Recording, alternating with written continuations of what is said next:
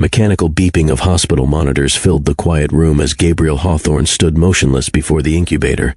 Inside lay a tiny being, her skin nearly translucent, a web of bluish veins visible beneath. Her chest rose and fell in shallow breaths that seemed too fragile to sustain life. For 14 days straight, the billionaire who once measured time and profit margins had barely left this spot. His tailored suit had been replaced by wrinkled hospital scrubs, his precisely scheduled days now revolving around nurses' rounds and doctors' updates. Gabriel slipped his finger through the port of the incubator, and the premature infant, no bigger than his palm, instinctively wrapped her tiny fingers around it. The simple gesture sent an electric current through his body. Something cracked open inside his chest, something he thought had died with his parents 20 years ago, and began to beat with renewed purpose. "Fight, little one," he whispered, his voice breaking. "Elena and I are waiting for you." As if responding to his plea, the baby's vital signs strengthened slightly on the monitor. Gabriel felt his eyes burn with tears he'd forgotten how to shed. How had this happened? How had a business arrangement with a homeless woman transformed into this overwhelming need to protect both her and this child who shared none of his blood? The realization hit him with stunning clarity. This tiny hand gripping his finger held more power than all his business holdings combined. In the sterile quiet of the NICU, surrounded by beeping machines and the fragile thread of new life, Gabriel Hawthorne, the man who had everything, finally understood what it meant to have something truly worth losing. Hey there, story lovers. Welcome back to Mr. Ross Story Trail. If you're new here, hit that subscribe button right now and join our community of thoughtful listeners. Every story we share carries life lessons that might just change your perspective forever. Have you ever judged someone based on their circumstances without knowing their full story? Or wondered if money truly brings happiness? Today's tale will challenge everything you think you know about wealth, compassion, and what makes a family.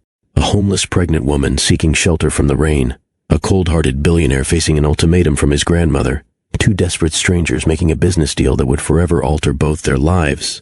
But here's where it gets interesting. What happens when a man who thought he could buy everything, including a wife, confronts the one thing his billions can't control?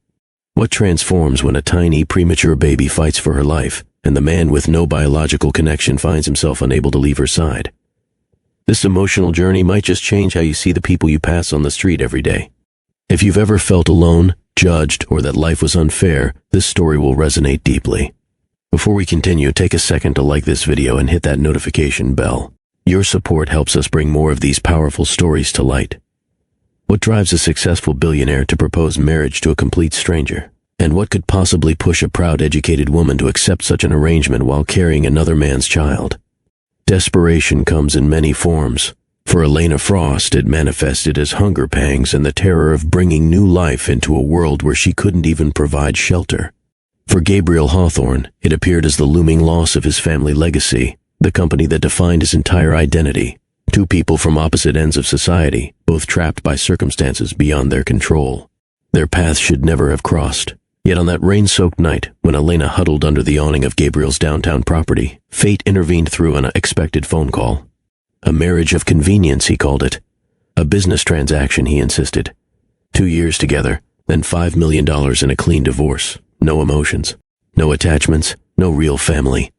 How convenient it would be if human hearts followed contract terms. What neither expected was the storm that would follow, not the kind that drenches clothes and chills the skin, but the kind that floods souls and washes away carefully constructed walls. When Elena's pregnancy took a dangerous turn and their child arrived far too early, everything changed. Yes, their child, though no DNA test would ever prove it. Sometimes the strongest bonds form in the most sterile environments, under the harsh glow of hospital lights, with the rhythmic beeping of monitors marking the precious passage of time. Sometimes love begins not with passion, but with shared fear, sleepless nights, and the collective willing of a tiny heart to keep beating. You might think you know where this story's heading. A wealthy man saves a desperate woman. She falls for his kindness. They live happily ever after. But life rarely follows such simple paths. What happens when gratitude blurs with obligation? When attraction conflicts with distrust? When a man accustomed to controlling everything faces the one situation he cannot manage with money or power? As baby Hope clings to life in that hospital NICU, larger questions hover in the antiseptic air. Can a relationship built on mutual desperation ever transform into genuine love? Will Elena ever see herself as more than a charity case in Gabriel's life? Can Gabriel truly open his heart, after years of emotional isolation, And what of the child, this unexpected miracle connecting two strangers? Will she become the bridge between worlds or remain a permanent reminder of their unusual beginning? In the coming minutes, you'll witness how crisis reveals character, how vulnerability creates strength, and how family has nothing to do with blood and everything to do with choice. This isn't just a story about a billionaire and a homeless woman finding each other. It's about finding ourselves in the moments that break us open. It's about recognizing that sometimes our greatest blessings arrive disguised as our worst nightmares. So settle in as we journey through the rain-soaked beginnings of a most unlikely family. I promise you'll laugh, you'll cry, and you might just reconsider what truly matters in this life we're all trying to navigate together. Because sometimes, rock bottom becomes the foundation upon which we build our most beautiful lives. You might think you know where this story is heading. A wealthy man saves a desperate woman. She falls for his kindness. They live happily ever after. But life rarely follows such simple paths. What happens when gratitude blurs with obligation? When attraction conflicts with distrust? When a man accustomed to controlling everything faces the one situation he cannot manage with money or power? As baby Hope clings to life in that hospital NICU, larger questions hover in the antiseptic air. Can a relationship built on mutual desperation ever transform into genuine love? Will Elena ever see herself as more than a charity case in Gabriel's life? Can Gabriel truly open his heart after years of emotional isolation? And what of the child, this unexpected miracle connecting two strangers? Will she become the bridge between worlds or remain a permanent reminder of their unusual beginning? In the coming minutes, you'll witness how crisis reveals character, how vulnerability creates strength, and how family has nothing to do with blood and everything to do with choice. This isn't just a story about a billionaire and a homeless woman finding each other. It's about finding ourselves in the moments that break us open. It's about recognizing that sometimes our greatest blessings arrive disguised as our worst nightmares. So settle in as we journey through the rain-soaked beginnings of a most unlikely family. I promise you'll laugh, you'll cry, and you might just reconsider what truly matters in this life we're all trying to navigate together. Because sometimes, rock bottom becomes the foundation upon which we build our most beautiful lives.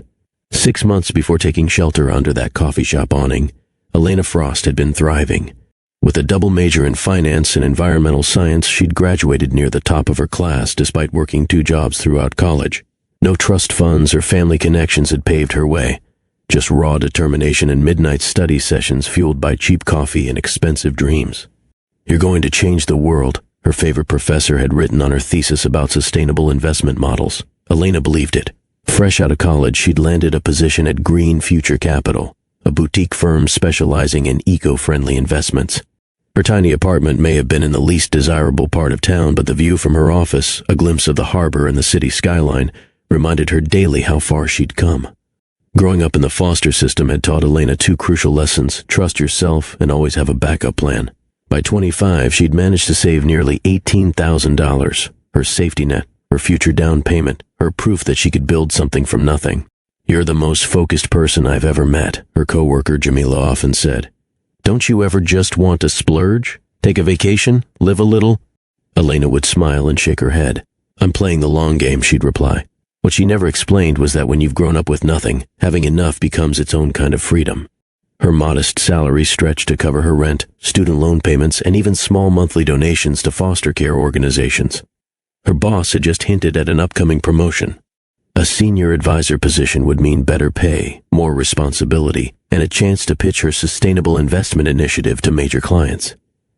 Elena stayed late most evenings, refining proposals and analyzing market trends. The future stretched before her, bright with possibility. She never saw the delivery truck run the red light. The impact came from her left side, a blur of motion and screeching tires that Elena would later struggle to recall. One moment she was crossing at the pedestrian signal, mentally rehearsing her presentation for the following day. The next, her body soared through air with sickening weightlessness before crashing onto unyielding asphalt. She remembered fragments, the metallic taste of blood, a stranger holding her hand, the wail of approaching sirens. The emergency room buzzed with frantic activity as doctors assessed her injuries: a shattered femur, 3 broken ribs, internal bleeding, and a concussion that left her drifting between consciousness and darkness. "You're very lucky," the emergency physician told her after surgery. 6 inches to the right, and we wouldn't be having this conversation. Lucky. The word echoed hollowly as Elena faced the aftermath. Her health insurance, the basic plan she could afford, covered only a portion of her mounting medical bills. Her small emergency fund evaporated within weeks. Physical therapy would be needed for months, but her coverage allowed for only 8 sessions. "I can return to work," she insisted during a follow-up appointment 6 weeks after the accident. Her leg remained immobilized, pain medication clouded her thinking, and simple tasks exhausted her completely. "Not for at least 3 more months," her doctor countered. "Your body needs time to heal." Time became her enemy. Without income, unable to work remotely in her analysis-heavy position, Elena watched her carefully constructed life crumble. Her employer held her position for the legally required 12 weeks, then sent a carefully worded email about organizational restructuring and position elimination. The severance package helped briefly. Then the medical bills continued arriving, each with larger patient responsibility portions than she'd anticipated. Collection notices followed.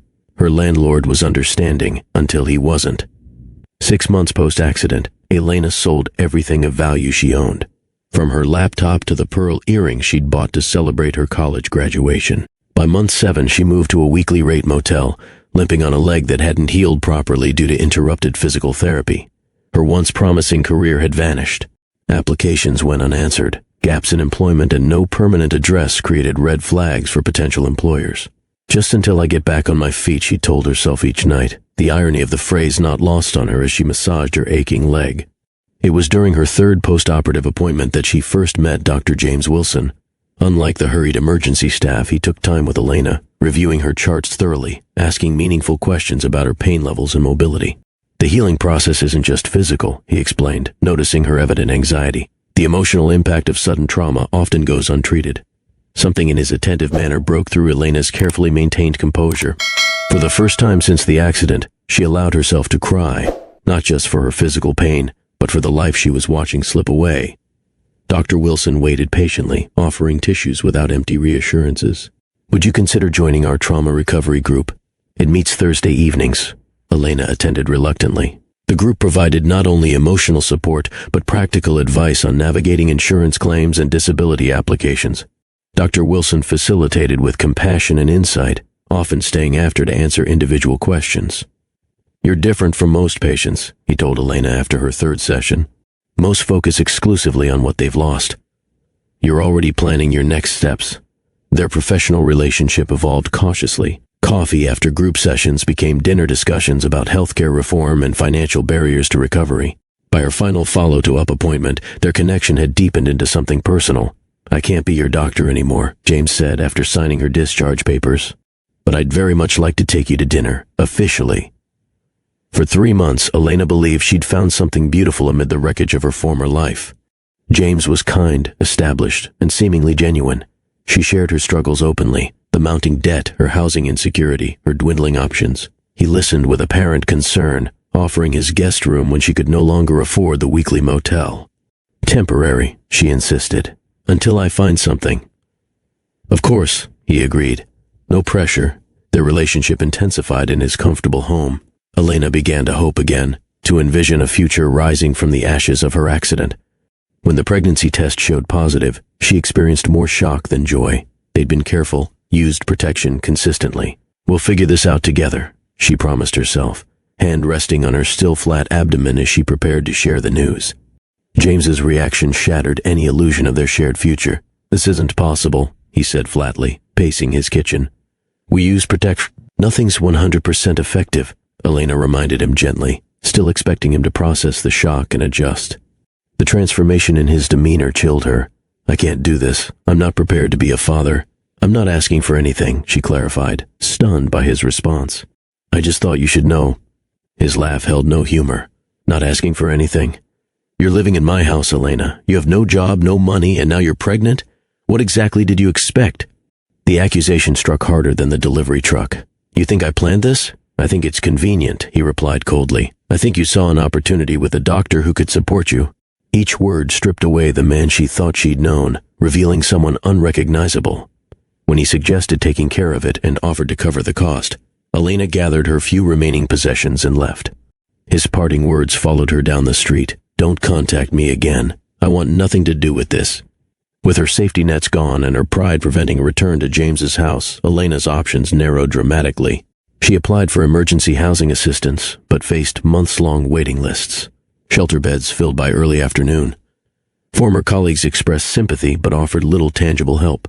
Her first night sleeping in her car, a 15-year-old sedan she'd managed to keep, brought home the gravity of her situation. Pregnant, alone, and watching her bank account dwindle to double digits, Elena confronted the unthinkable.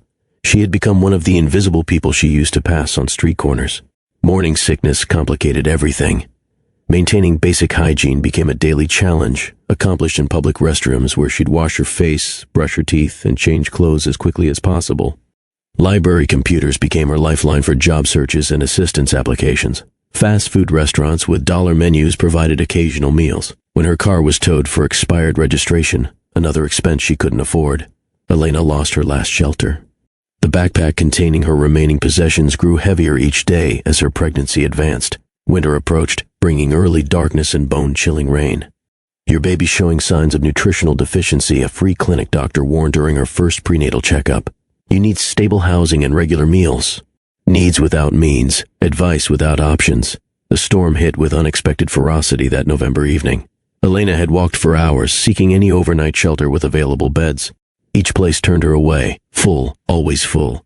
The pregnancy, now visible at 5 months, made sleeping rough even more dangerous. Rain soaked through her coat as darkness fell. Downtown streets emptied of business people, leaving only delivery workers and the occasional late-shift employee hurrying through the downpour. Elena's legs ached, her fingers had lost feeling, and the baby kicked restlessly inside her. The coffee shop's awning offered minimal protection, but its overhang extended further than most storefronts. Though closed for the night, the recessed doorway created a small dry space where Elena could sit. She settled her backpack against the wall, lowered herself carefully to the ground, and wrapped her arms around her small bump. Just until morning, she whispered to her child. Then we'll figure something out. She didn't notice the security camera above the door, its red light blinking steadily in the darkness. Didn't know this particular building belonged to Hawthorne Industries. Couldn't imagine that a security guard's routine check would set in motion events that would transform her life completely. As Elena drifted into exhausted sleep, droplets slipping through the awning to dampen her hair, she remained unaware that miles away, in the penthouse suite of the city's tallest building, Gabriel Hawthorne was about to receive a phone call about a pregnant woman seeking shelter from the storm. Gabriel Hawthorne was born into prosperity that most people only dreamed about. The Hawthorne name adorned buildings throughout the city, hospitals, museums, university wings, all testaments to 3 generations of business acumen and strategic philanthropy. His earliest memories glittered with privilege, summers at the family compound on the lake, winters at their mountain chalet, and a childhood home where 8-year-old Gabriel could ride his bicycle through hallways wide enough to accommodate his childish whims. Yet within this fortress of wealth, his parents created something rarer than rich's genuine warmth. Elizabeth Hawthorne, despite her social obligations, insisted on family dinners without phones or business talk.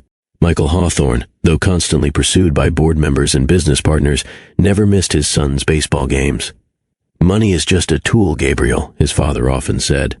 It's what you build with it that matters.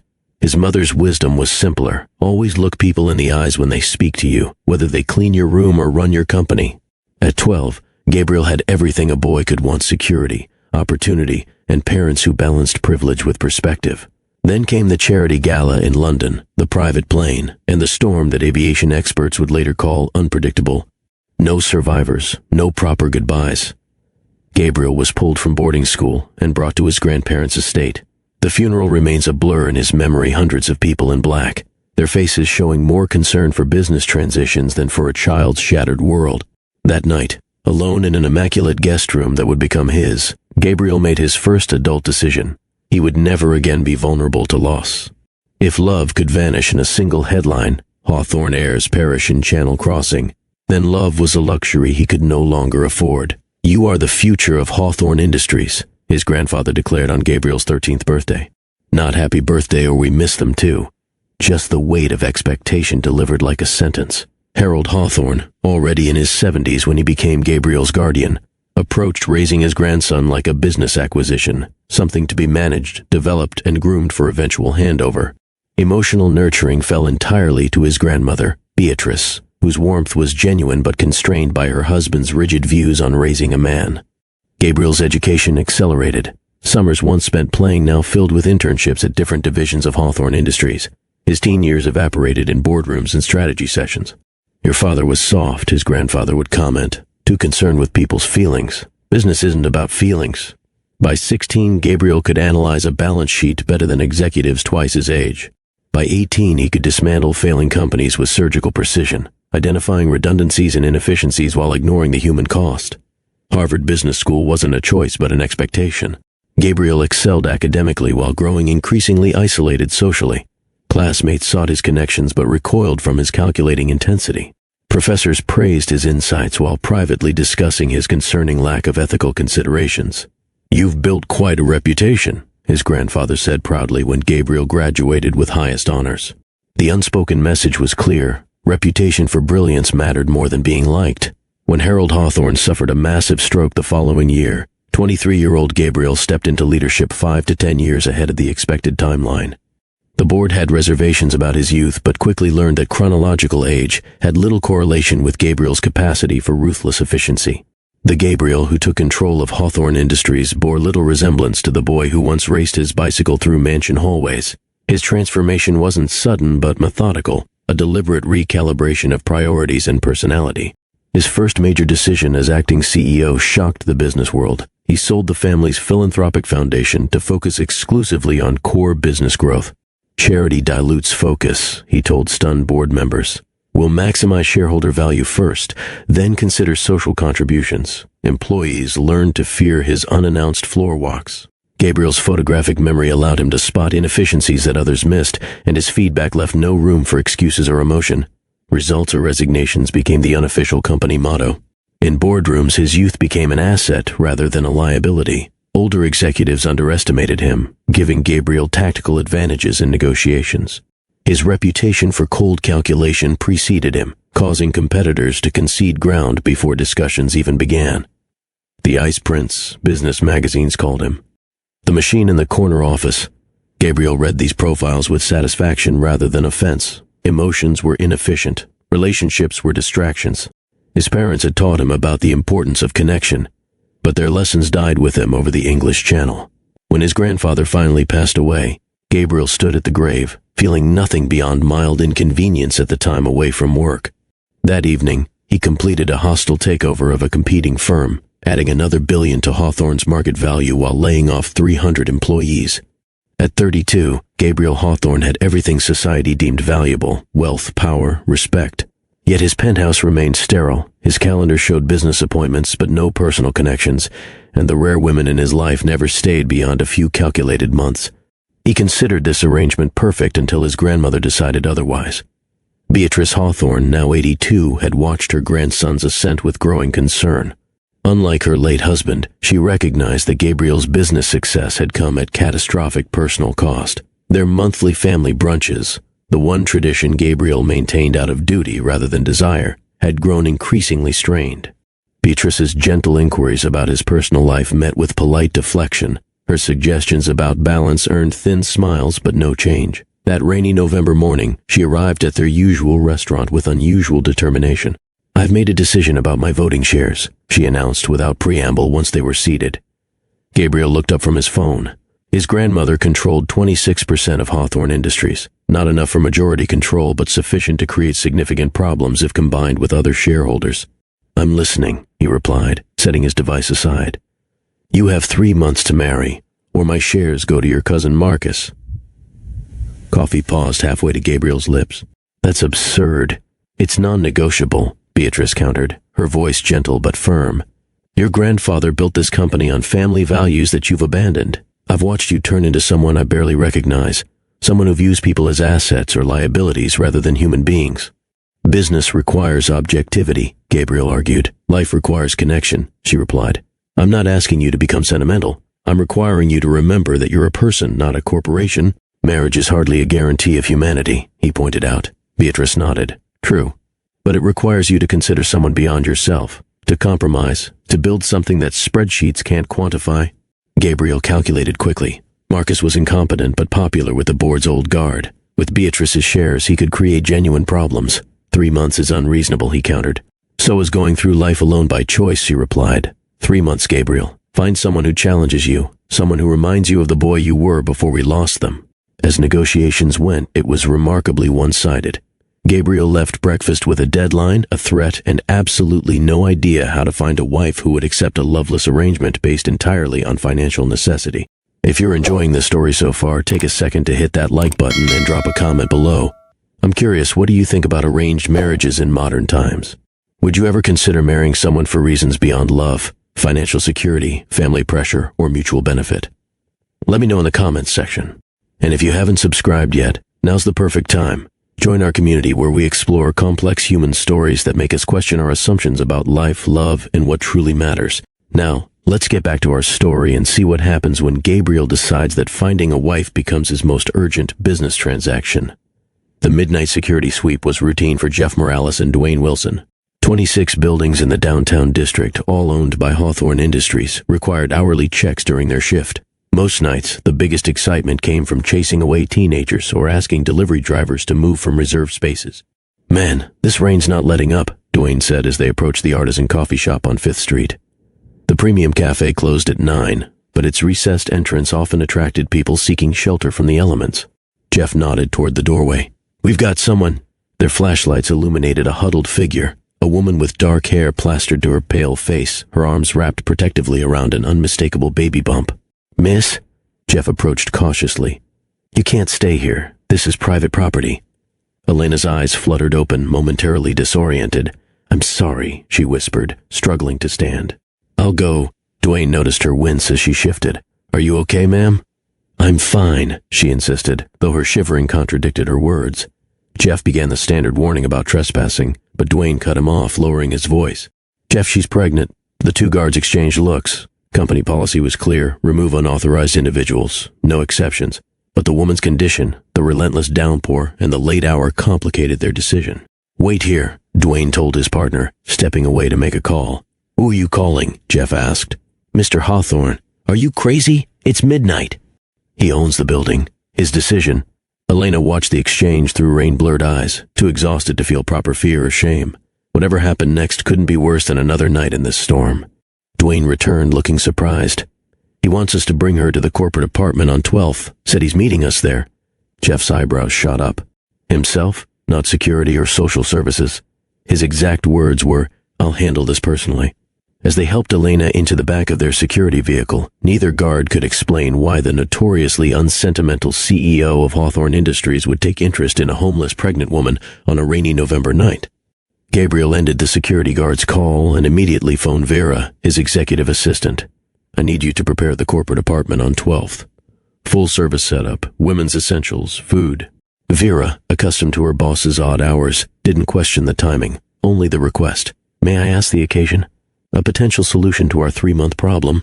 After hanging up, Gabriel stared out at the rain-lashed city from his penthouse windows. The guard's report, pregnant, homeless, seemingly educated, had triggered an immediate calculation in his mind. His grandmother wanted him married, connected to another human being. This woman needed stability, shelter, financial support. A transaction where both parties received clear benefits seemed infinitely more efficient than dating services or social events. Gabriel moved to his closet and selected a charcoal suit. If he was going to propose a business arrangement to this woman, appearances mattered. Authority, confidence, and control would be essential in establishing the parameters of his offer. As his driver navigated the empty streets, Gabriel refined his proposal, analyzing potential objections and preparing counters. The woman's pregnancy was actually advantageous. It would lend credibility to their sudden marriage. The child, though not his, would satisfy his grandmother's fixation on family values. Gabriel arrived at the corporate apartment 15 minutes before the security team. The space was immaculate, modern furnishings in neutral tones, fully stocked kitchen, fresh flowers on the dining table. Vera's efficiency remained impressive.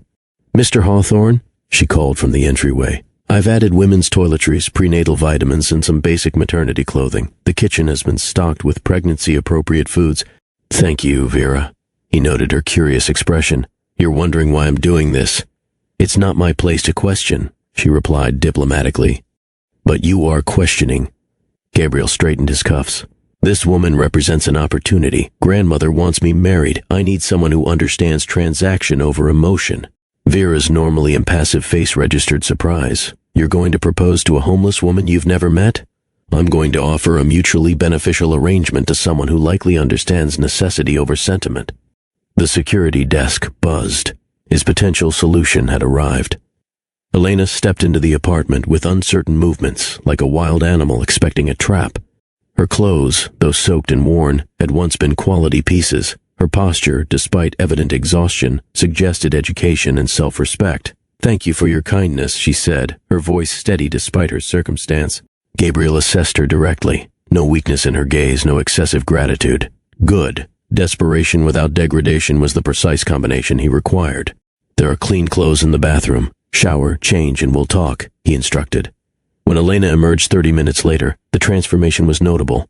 Her dark hair hung in damp waves around a face that, though thin, showed refined features.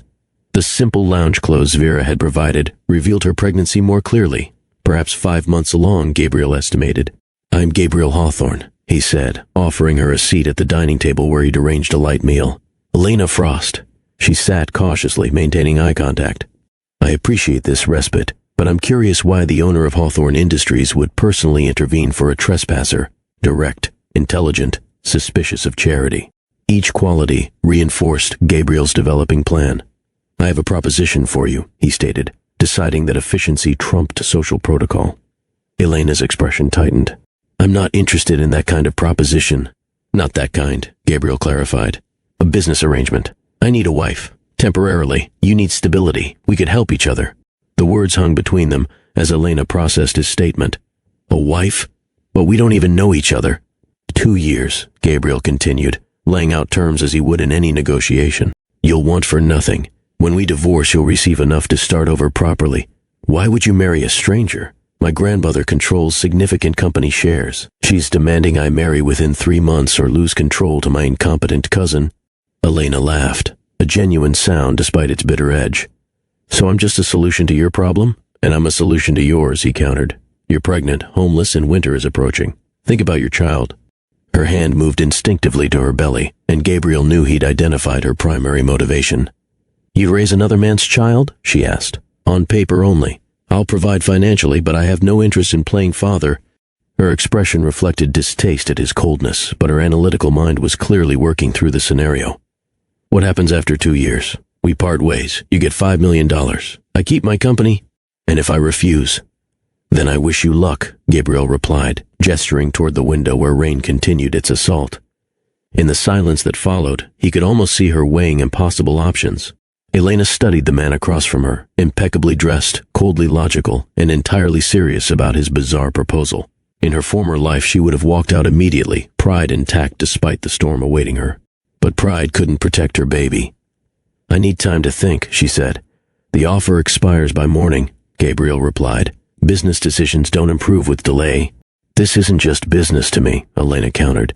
"This is my life, my child's life." Something flickered in his expression, perhaps recognition that humans weren't merely figures on balance sheets. "You have until 8 a.m. The apartment is yours tonight regardless."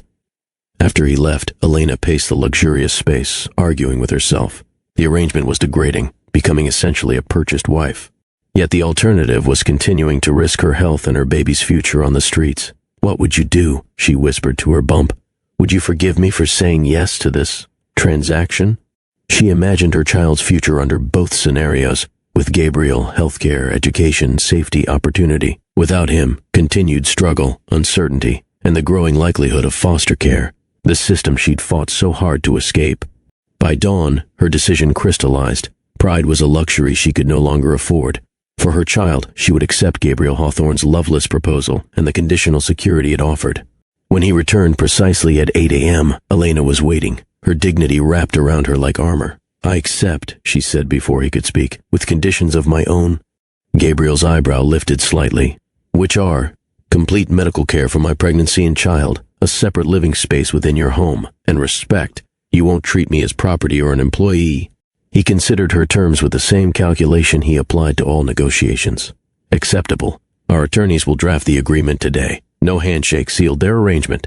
No celebration marked this life-altering decision. Just 2 strangers, bound by necessity, preparing to present themselves to the world as husband and wife." The ceremony took place 10 days later in the glass-walled solarium of Gabriel's grandmother's estate. Elena wore an empire waist ivory dress that Vera had selected, elegant enough for photographs but modest enough to respect the unusual circumstances. No friends attended, no family cheered. The only guests were Gabriel's grandmother, Beatrice, his assistant Vera, and two senior Hawthorne executives who served as witnesses. The elderly judge, a longtime family associate, kept the ceremony brief. Elena and Gabriel exchanged simple bands and standard vows with the enthusiasm of executives signing procurement contracts. When prompted to kiss the bride, Gabriel placed a chaste, clinical kiss on Elena's cheek, their first physical contact since meeting. "Congratulations," Beatrice Hawthorne said afterward, approaching Elena with surprising warmth. The elegant older woman took her hands. "Welcome to the family, my dear." Elena managed a polite smile, wondering what this sophisticated woman would think if she knew the truth. "Thank you for making my grandson happy," Beatrice continued, her knowing eyes suggesting more awareness than Gabriel might have anticipated. "He needs someone strong, someone real." Before Elena could respond, Gabriel appeared at her side, his hand lightly touching her elbow. "Grandmother, we can't stay long. Elena needs rest." "Of course," Beatrice nodded, her gaze lingering on Elena's baby bump. "Take care of both of you." The brief reception featured expensive champagne Elena couldn't drink and gourmet food she was too nervous to eat. When they finally departed for Gabriel's penthouse, now her home too, she felt neither married nor celebratory. Just a participant in an elaborate charade that would determine her future. The penthouse occupied the top 2 floors of Hawthorne Tower, 5,000 square feet of minimalist luxury with floor-to-ceiling windows showcasing panoramic city views. "Your suite is upstairs," Gabriel explained, leading her through the main level. "First door on the right. I've had it prepared according to your requirements." Elena followed silently, noting the perfect decor that revealed nothing of its owner's personality. No photographs adorned the walls. No mementos suggested personal history. The space could have been a luxury hotel rather than someone's home. Her suite proved to be a spacious bedroom with attached sitting area and bathroom.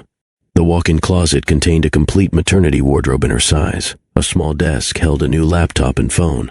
"The kitchen staff will stock whatever food you prefer," Gabriel continued from the doorway, maintaining careful distance. "The housekeeper comes Monday, Wednesday, and Friday. My schedule typically has me leaving by 7 and returning after 8. Elena absorbed these details with growing discomfort. Everything was provided for, yet nothing felt like home. "Is there anything else you require?" he asked, his tone identical to one he might use with a business associate. "Just clarity," Elena replied. "How do we do this? Live together as strangers pretending to be married?" "We don't pretend in private," Gabriel stated plainly. "We maintain appearances in public. Otherwise, we live our separate lives under one roof. And if people ask how we met, how this happened so quickly, a whirlwind romance. Private people who preferred keeping our relationship discreet until marriage became necessary due to the pregnancy." His calculated response reinforced the surreal nature of their arrangement. Elena nodded slowly. "What about your grandmother? She seems to genuinely believe we're in love." Something complex flickered across Gabriel's features. "Let her believe what makes her happy. It changes nothing between us." That night, Elena lay awake in her luxurious prison, cradling her bump as her child kicked steadily. "We're safe now," she whispered. Not loved, but safe. Downstairs, Gabriel worked until dawn, analyzing market projections and acquisition targets, occasionally glancing toward the ceiling where his contract wife slept in a room he would never enter. 2 strangers, legally bound, maintaining careful distance while presenting unity to the outside world. A marriage built entirely on mutual benefit rather than affection, exactly as Gabriel had designed it. Neither suspected how completely this careful arrangement would unravel in the months ahead. December arrived with glittering holiday decorations throughout the city, visible from every window of the penthouse. Elena often stood before the floor-to-ceiling glass, watching tiny figures navigate the streets far below, their lives interconnected in ways her new existence was not. Her days adopted a peculiar rhythm of isolated luxury. Each morning, she woke to fresh flowers on her breakfast tray, delivered by a housekeeper who spoke little English and made even less eye contact. The refrigerator magically restocked with organic produce and prenatal-friendly foods. Her laundry disappeared and returned, perfectly pressed within hours. Everything in her environment had been curated for her comfort: the temperature, the lighting, the ergonomic furniture accommodating her changing body. Yet nothing had been selected with her preferences in mind, because Gabriel had never asked what she liked. The perfect accommodations highlighted the impersonal nature of their arrangement. "Would you like to redecorate your suite?" Gabriel inquired one evening during their weekly schedule coordination, the closest thing they had to regular conversation. "The interior designer can consult with you." Elena glanced around the flawlessly appointed space. It's beautiful already. Beauty wasn't my question. Preference was. The distinction surprised her.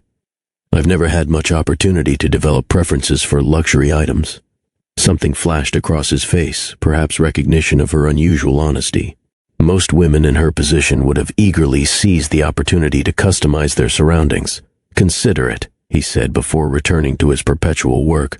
Elena spent her days in a gilded bubble. The penthouse, while enormous, became confining. She found herself missing simple human interactions, chatting with baristas, nodding to familiar strangers on her old commute, even the background noise of other people existing nearby. Her new wardrobe contained designer maternity wear in elegant, subdued tones. Her bathroom featured products worth more than monthly rent at her former apartment. The prenatal vitamins came from Switzerland, the pregnancy tea from Japan. Yet Elena would have traded it all for 5 minutes of genuine conversation. During her 3rd week in the penthouse, she ventured downstairs at midnight, restless and craving human contact. She found Gabriel at his desk, surrounded by digital displays showing market trends across different time zones. "Trouble sleeping?" he asked without looking up. "Trouble feeling real," she replied. That earned his attention. "Explain." "I exist in this perfect environment where nothing is expected of me except to grow this child. There's no struggle, no challenge, no connection. I feel like I'm fading away." Gabriel studied her with analytical interest, as though she'd presented an unusual business problem. What would help? Purpose, something meaningful to do, people to talk with. The next morning, a list appeared with her breakfast tray. 5 charitable organizations associated with Hawthorne Industries, all seeking remote volunteer assistance with various projects. It wasn't friendship or love, but it was acknowledgement of her need to matter. Elena selected 2 organizations, one supporting foster youth and another focused on financial literacy for women leaving abusive relationships.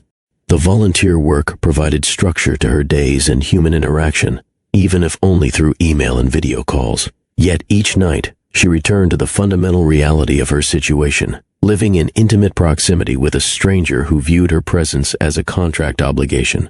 By month 6 of her pregnancy, Elena's body transformed dramatically. Her slender frame now supported a prominent belly that drew immediate attention. Morning sickness faded, replaced by heartburn and swollen ankles. The baby, increasingly active, developed distinct patterns of movement, especially responsive to music and Elena's voice. Gabriel maintained professional distance but demonstrated unexpected attentiveness to her physical condition. A special chair appeared in her suite without discussion, perfectly supporting her lower back. Her bathroom was quietly equipped with non-slip mats and support rails. A nutritionist consulted weekly on meal plans optimized for her changing needs. "Do you have prenatal appointments scheduled?" he asked during one of their brief interactions. "Not yet. I need to find a doctor." The next morning, Vera provided a portfolio containing profiles of the city's top 5 obstetricians, all of whom coincidentally had immediate openings for new patients. Elena selected a female doctor with extensive experience in high-risk pregnancies. At her first appointment, she discovered Gabriel had arranged comprehensive insurance coverage, far beyond the basic requirements of their agreement. "Your husband has been quite insistent about your care," Dr. Chen remarked while reviewing Elena's file. "He personally called to ensure we had your complete medical history." Elena blinked in surprise. "He did. He mentioned your previous challenges accessing consistent prenatal care. Rest assured, that won't be an issue now." Gabriel had never accompanied her to appointments, never asked to feel the baby kick, never expressed interest in ultrasound images. Yet behind the scenes, he had apparently advocated for her medical needs with characteristic thoroughness. When Elena returned from appointments, Gabriel would inquire with detached politeness about the baby's development. He recorded details in what appeared to be a project management application, growth measurements, test results, upcoming checkups, treating the pregnancy like any other Hawthorne enterprise requiring oversight. "Would you like to see today's ultrasound?" Elena offered after one visit, extending the grainy image. Gabriel hesitated, then accepted the photo with careful fingers. "Everything is developing normally? Better than normal. The doctor says she's strong and healthy." "She?" His eyes snapped to Elena's. "Yes. I'm having a girl." Something indefinable shifted in Gabriel's expression as he studied the ultrasound. For the briefest moment, the business-like mask slipped, revealing a flicker of something human underneath. "Have you considered names?" he asked, his voice unusually quiet. "Not yet," Elena admitted. "It feels important to get right." He nodded, returning the image with the same careful precision. "It is important." That evening, Elena found a package outside her door, A book of baby names with historical meanings, the first gift Gabriel had given that wasn't immediately practical. She ran her fingers over the cover, wondering what had prompted this small but significant deviation from their established pattern. "We've been invited to the Winter Charity Gala," Gabriel announced in early January. "As major donors, our attendance is expected." Elena looked up from her laptop where she'd been working on a grant proposal for her volunteer organization. "When?" "Next Saturday. It will be our first formal public appearance." The unspoken subtext hung between them, their first performance as a loving couple rather than contractual housemates. "I'm 7 months pregnant," Elena pointed out. "I don't exactly fit the typical trophy wife image." "Your pregnancy adds credibility to our marriage," Gabriel replied pragmatically. "People are less likely to question our hasty wedding if they believe I'm the father." Elena bristled at his coldness. "So my child is just a convenient prop for your corporate image?" Something flickered across Gabriel's face, perhaps recognition of his insensitivity. That was poorly phrased. "I apologize." The rare apology surprised her. In their 2 months of cohabitation, Gabriel had never acknowledged error or expressed regret. Vera arrived the following day, with 3 stylists carrying garment bags filled with evening gowns designed for advanced pregnancy. The team spent hours with Elena, discussing fabrics, cuts, and accessories appropriate for both her condition and the high-profile event. Mr. Hawthorne requested that comfort be prioritized, the lead stylist explained. He was quite specific about avoiding anything restrictive. Again, Gabriel's attention to practical details without emotional engagement. 2 days before the gala, Gabriel requested a meeting in his home office, a rare summons to his private domain. "We should discuss our presentation," he began, handing her a tablet. "These are likely questions we'll receive. We should align our responses." Elena scrolled through the document, finding dozens of potential inquiries about their relationship, how they met, when they fell in love, their favorite activities together, plans for the baby. "You've prepared a script for our marriage?" she asked incredulously. "Consistency prevents complications." Elena set the tablet down. Real couples don't have consistent stories. They contradict each other, laugh about different memories of the same event, tease each other about first impressions. Gabriel's brow furrowed. "That seems inefficient. That's why it's authentic." Elena stood, smoothing her dress over her bump. "We don't need scripted answers. We need to understand the broad outline of our supposed relationship." For the next hour, they crafted a simple backstory. They'd met through mutual business connections, maintained a private relationship while getting to know each other, and married quickly once the pregnancy was confirmed. "You were reluctant to discuss your pregnancy initially," Gabriel suggested, displaying unexpected insight. "Given your independent nature, that seems believable." Elena nodded, surprised by his perceptiveness. "And you were supportive but practical about our options." "I insisted on marriage because family legacy matters to me." "Which is actually true," Elena noted. As they refined their story, Elena realized they were creating something that paralleled their actual circumstances, not in the contractual nature of their arrangement, but in the core characteristics that defined them. Their fabricated romance would incorporate his decisiveness and her resilience, his resources, and her adaptability. The night before the gala, Gabriel presented Elena with a velvet box containing diamond earrings and a matching pendant. "These were my mother's," he said, his voice unusually soft. "She wore them to similar events." Elena stared at the heirloom jewelry, understanding the significance of the gesture. "Are you sure? I'm not really your—" "For appearances," he interrupted, his tone reverting to businesslike efficiency. "They complement your dress." But as he walked away, Elena wondered if there might have been another reason, one Gabriel himself might not fully recognize. If you're finding value in this story, now would be a perfect time to hit that like button and subscribe to Mr. Ross' Story Trail for more powerful narratives that explore the complexities of human relationships. I'm curious, have you ever had to put on a brave face in a difficult situation? Maybe you've smiled through pain, pretended everything was fine when it wasn't, or maintained a facade to protect yourself or someone else. Share your experience in the comments below, and let's discuss how these moments of performed happiness sometimes lead to unexpected, genuine connections. Now, let's return to our story and see what happens at the Winter Charity Gala, where Elena and Gabriel must convince the world, and perhaps themselves, that their marriage is more than just a business arrangement. The Grand Meridian Hotel's ballroom glowed with crystalline chandeliers and strategic lighting designed to flatter everyone beneath them. As Gabriel and Elena stepped from the elevator, heads turned in their direction, curious eyes assessing the billionaire's new wife and her pronounced pregnancy. "Ready?" Gabriel asked quietly, offering his arm. Elena smoothed the midnight blue gown over her belly, her mother-in-law's diamonds catching the light at her ears and throat. As I'll ever be. The performance began immediately. A board member approached with his wife, eyes wide with curiosity. "Gabriel, we were beginning to think you'd become a complete recluse." The man's gaze shifted to Elena. "And this must be the reason for your disappearance. Congratulations are in order."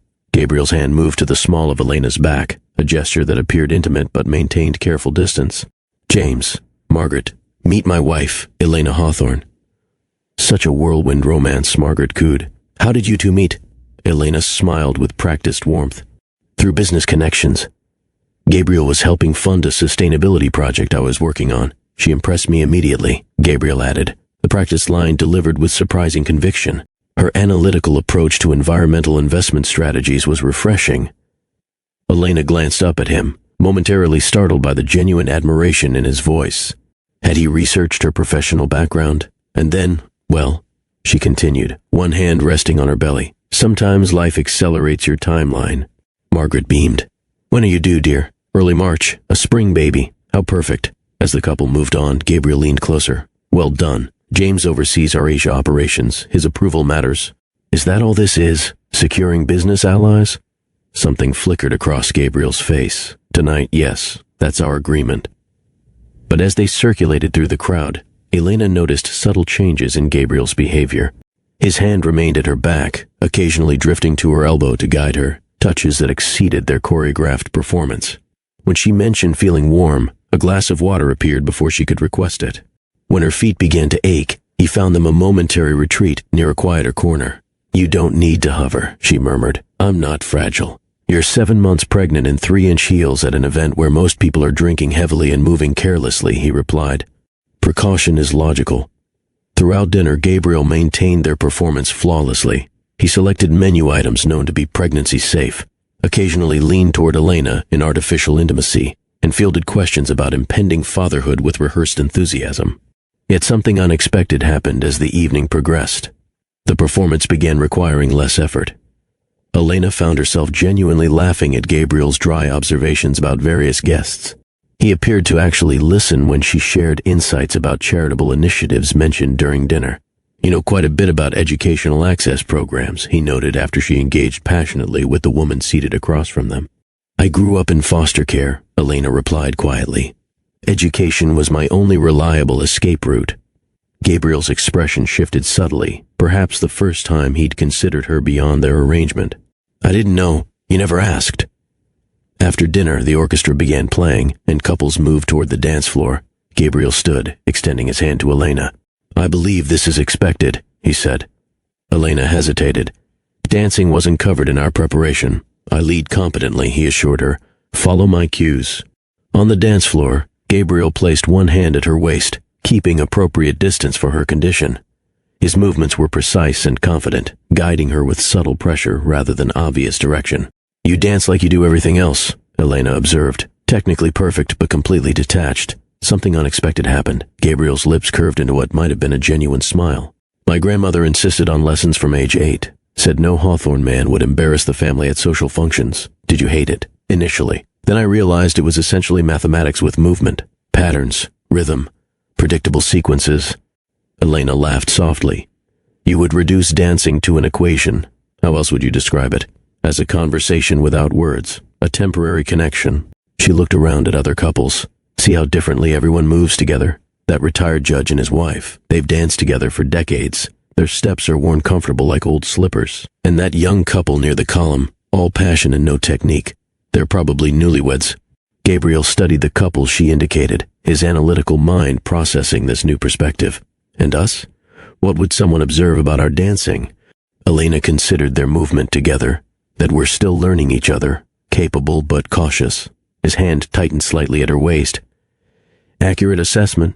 As the music continued, Elena felt the baby shift and kick vigorously. She gasped softly, her hand moving to her side. "Problem?" Gabriel asked immediately, stopping their movement. "No, she's just dancing too." Elena smiled, then acted on impulse. "Would you like to feel?" Gabriel's expression froze, genuine uncertainty replacing his controlled facade. After a moment's hesitation, he nodded. Elena took his hand and placed it against the spot where the baby continued to kick. His eyes widened at the distinct movement beneath his palm. "That's remarkable," he said quietly. "She's usually active in the evenings, especially with music." Gabriel didn't remove his hand immediately, his focus entirely on the sensation of the child moving beneath his touch. Something shifted in his expression, a softening around his eyes, a slight parting of his lips in wonder. "Thank you," he said finally, withdrawing his hand but not his attention. The orchestra transitioned to another waltz, and they resumed dancing. But something fundamental had changed. The space between them had decreased slightly. The performance had acquired an unexpected dimension of authenticity. "You never mention the baby's father," Gabriel said after several minutes of silence. Elena tensed. "There's nothing to discuss. He abandoned his responsibilities, yes. Unforgivable," Gabriel stated, surprising her with the intensity of his judgment. "Life rarely divides neatly into forgivable and unforgivable categories," Elena replied. "People make choices based on their capacities and limitations." Gabriel studied her face. "You defend him?" "No. I simply acknowledge that his failure doesn't define my child's worth or future." As the dance concluded, Gabriel continued to hold her gaze. "Your perspective is unexpected, because I don't fit neatly into your equation of transactions and outcomes, because most people in your position would be consumed by bitterness." Elena placed her hand lightly on his chest, aware of curious onlookers. "Bitterness requires energy I'd rather invest elsewhere." For the first time since their arrangement began, Gabriel looked at Elena, as though truly seeing her, not as a solution to his problem or an obligation to manage, but as someone worthy of genuine consideration. The drive home passed in thoughtful silence. In the elevator ascending to the penthouse, Gabriel finally spoke. "You were impressive tonight." Elena raised an eyebrow. "High praise from the man who rates everything on efficiency and effectiveness. I'm serious. You connected with people genuinely despite the artificial circumstances. That's a skill I lack." The admission of personal deficiency, however slight, marked unprecedented territory in their interactions. "It's not really a skill," Elena replied as they entered the penthouse. "It's curiosity. Most people want to be seen, heard, and valued. If you're genuinely interested in understanding them, connection happens naturally." Gabriel considered this as he helped remove her wrap. "An investment in human capital?" Elena laughed, the sound echoing in the spacious living area. "Only you would translate basic human connection into business terminology." His expression remained serious. "I understand business. It provides clear metrics for success, and human relationships don't. They're chaotic, unpredictable, governed by emotions rather than logic." Elena kicked off her heels with a sigh of relief. "That's what makes them authentic. Perfect systems lack humanity, Gabriel." He watched her settle onto the sofa, pregnancy making her movements careful. "You use my first name rarely. It feels too personal for our arrangement," she admitted. "Perhaps our arrangement deserves reconsideration." Elena's eyes widened slightly. "Meaning?" Gabriel loosened his tie, an uncharacteristically casual gesture in her presence. "We've established a functional working relationship. The gala confirmed our ability to present convincingly as a couple. Perhaps rigid separation within these walls is unnecessarily limiting. Are you suggesting we be friends?" The word sounded almost childish between two adults legally married yet fundamentally strangers. "I'm suggesting we acknowledge that coexisting for 2 years while maintaining complete emotional distance is impractical and potentially counterproductive." Elena smiled despite herself. "That might be the least romantic invitation to friendship ever offered." Something resembling humor flickered in Gabriel's eyes. "Romance wasn't specified in our contract. Neither was friendship. Consider it a mutually beneficial amendment. The formal language couldn't disguise the significance of this shift." Gabriel Hawthorne, who had built impenetrable walls around himself since childhood, was voluntarily creating an opening, however small. "Amendment accepted," Elena replied softly. The weeks following the gala brought subtle but meaningful changes to their coexistence. Dinner became a shared experience rather than separate meals eaten in different rooms.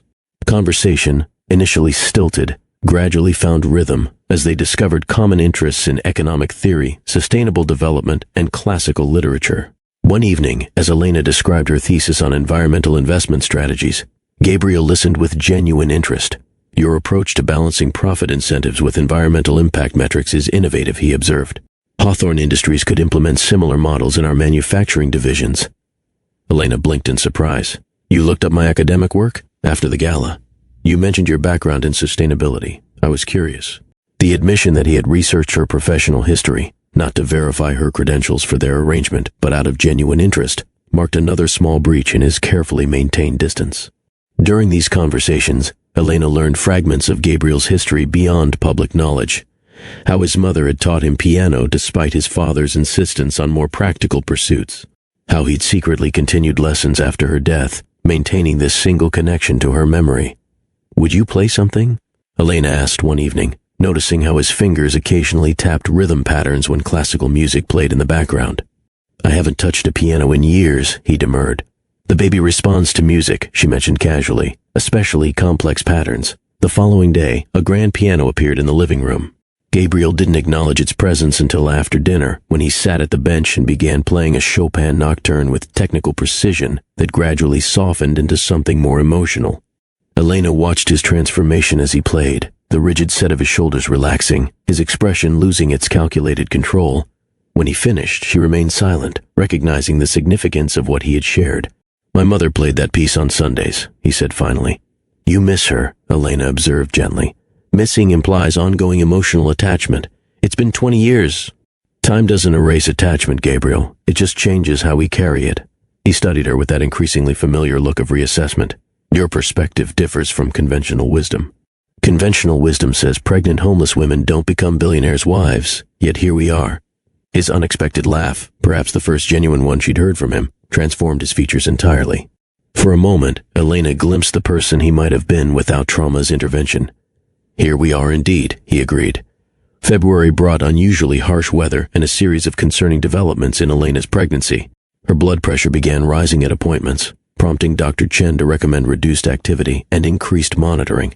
Gabriel, who had previously maintained professional distance regarding medical matters, began accompanying Elena to appointments, initially justifying his presence as ensuring comprehensive information transfer. During her 28th week checkup, Dr. Chen expressed concerns about early signs of preeclampsia. "I'd like to see you twice weekly now, Elena, and you'll need to monitor your blood pressure at home." Gabriel interrupted with uncharacteristic directness. "What preventative measures should we implement? What scenarios should we prepare for? What's the statistical likelihood of requiring early delivery?" The rapid-fire questions revealed the anxiety beneath his controlled exterior. Dr. Chen addressed his concerns patiently, outlining monitoring protocols and warning signs. In the car afterward, Elena studied Gabriel's tense profile. "You're worried. Concern is rational given the potential complications."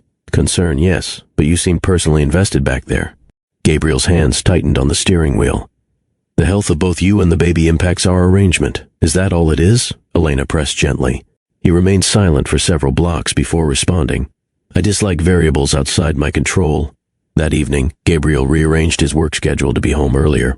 A specialized blood pressure monitor appeared on Elena's nightstand, along with a notebook for tracking readings.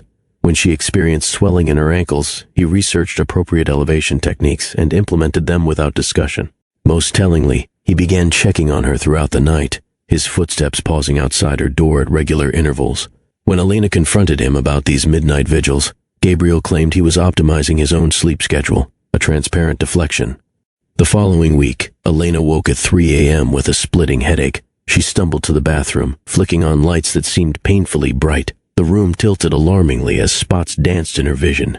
"Gabriel," she called, her voice weaker than intended. He appeared within seconds, as though he'd been waiting nearby. One look at her condition prompted immediate action. "Hospital. Now." His voice allowed no argument as he gathered her robe and slippers.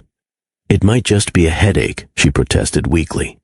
Gabriel was already calling Dr. Chen's emergency line. Elevated blood pressure, visual disturbances, and severe headache in a 29-week pregnancy with preeclampsia risk factors, he reported with clinical precision. "We're en route to Metropolitan General." In the elevator, Elena swayed slightly. Without hesitation, Gabriel swept her into his arms, carrying her despite her weak protests. "I can walk." "Unnecessary risk," he replied tersely, his heart pounding against her ear where her head rested against his chest. In the car, he maintained physical contact, one hand on her wrist, monitoring her pulse while he drove with frightening efficiency through empty streets. The concern etched on his features had nothing to do with their contract or public appearances. At the hospital entrance, he refused to relinquish her to the waiting wheelchair, insisting on carrying her himself to the maternal assessment unit. When nurses tried to direct him to the waiting area, his response was immediate and resolute. "I'm staying with my wife." 3 simple words that, for the first time since their wedding, contained no trace of performance or calculation, only the raw urgency of genuine protection. As medical staff surrounded Elena, attaching monitors and drawing blood, Gabriel remained at her side, his hand gripping hers with unexpected gentleness. When the baby's heartbeat filled the room, rapid but strong, the relief that washed over his face revealed more than any contract ever could. Something fundamental had shifted. The man who had married Elena for business convenience now watched over her with fierce intensity that transcended any arrangement. The turning point wasn't marked by grand declarations or dramatic revelations, just the quiet transformation of obligation into something neither of them had anticipated or included in their carefully negotiated terms. The preeclampsia scare proved to be a warning. Dr. Chen ordered strict bed rest for Elena at 30 weeks, with twice-weekly monitoring at the hospital. Gabriel rearranged his entire work schedule, conducting meetings from home and delegating tasks that required his physical presence. "This is unnecessary," Elena insisted as he set up a workstation in the sitting area of her suite. "I can manage on my own during the day." "Medical directives specify minimal movement and continuous monitoring," he replied, not looking up from arranging his monitors. "My presence ensures compliance and immediate response if needed." What went unspoken was how his protective instincts had awakened, transforming their carefully constructed arrangement into something neither had anticipated. For 2 weeks, they settled into a new routine. Gabriel worked nearby while Elena rested, her blood pressure stabilizing under careful management. They shared meals in her sitting area, watched documentaries in the evenings, and developed a comfort in proximity that had once seemed impossible. "Have you thought more about names?" Gabriel asked one evening, surprising Elena with his continued interest. "I've narrowed it to a few possibilities," she admitted, "but nothing feels exactly right." Gabriel nodded thoughtfully. "My mother believed names shape destiny. She spent months selecting mine. What does Gabriel mean?" "God's strength," he replied quietly. "An irony, perhaps." Elena studied his profile. "I see strength in you." His eyes met hers with unexpected vulnerability. Different from my father's, his was obvious, commanding rooms, making decisions that affected thousands. "Mine is, in details," Elena finished, "in persistence, in calculations that others miss." Something shifted between them in that moment, recognition of understanding that went beyond their contract terms. The calm routine shattered at 3:17 a.m. on a Monday in early March. Elena woke to searing pain across her abdomen and wet sheets beneath her. "Gabriel!" Her voice carried panic she couldn't control. He appeared instantly, clearly having slept in the chair outside her room. One look at her contorted face and the stained bedding prompted immediate action. "Don't move," he instructed, already dialing Dr. Chen while gathering the hospital bag they'd prepared. Elena clutched her stomach as another pain ripped through her. "It's too early," she gasped. "Only 32 weeks. Gabriel's face remained controlled, but his eyes betrayed his fear. "The NICU at Metropolitan is equipped for infants as young as 24 weeks. We've researched this." The "we" registered dimly through Elena's pain, his unconscious inclusion of himself in the preparation for her child. The drive to the hospital passed in a blur of contractions, and Gabriel's steady voice providing updates to Dr. Chen over the car's Bluetooth system. Elena focused on his hand gripping hers at every red light, his thumb brushing reassuringly across her knuckles before returning to the wheel. "Stay with me," she whispered, as another contraction peaked. "I'm not going anywhere," he replied with unexpected fierceness. The emergency department erupted into controlled chaos upon their arrival. Elena's blood pressure had spiked dangerously high, and monitoring revealed the baby was experiencing distress. Dr. Chen arrived within minutes, her face grave as she reviewed the initial assessments. "The placenta is separating prematurely. We need to perform an emergency C-section immediately." Fear gripped Elena as medical staff prepped her for surgery. "The baby, she's too small. We have a specialized NICU team standing by," Dr. Chen assured her. When a nurse tried to direct Gabriel to the waiting area, Elena's hand tightened around his. "Please," she whispered, "don't leave me alone." Gabriel turned to the nurse with an expression that brooked no argument. "I'm staying." Within minutes, Elena found herself under bright surgical lights, a blue drape erected across her chest as anesthesia numbed her lower body. Gabriel sat by her head, still in his rumpled sleep clothes, his focus entirely on her face. "Talk to me," she pleaded, needing distraction from the medical team's urgent murmurs beyond the drape. "About what? Anything. Everything. Just let me hear your voice." Gabriel hesitated, then began speaking about his childhood before his parents died, memories he'd rarely shared with anyone. He described sailing with his father, his mother's garden, family dinners where business discussion was banned. Elena focused on his words, his voice becoming her anchor as pressure and movement occurred beyond her view. Then came a flurry of activity, urgent voices, and finally, a sound so small it seemed impossible it could sustain life. A tiny, fragile cry that changed everything. "Baby girl," Dr. Chen announced, her voice tight with professional concern. "Time of birth, 4:23 am." Elena caught only a glimpse of her daughter, impossibly tiny, skin nearly translucent, before the NICU team whisked her away. The cry had already stopped, replaced by the sounds of medical intervention.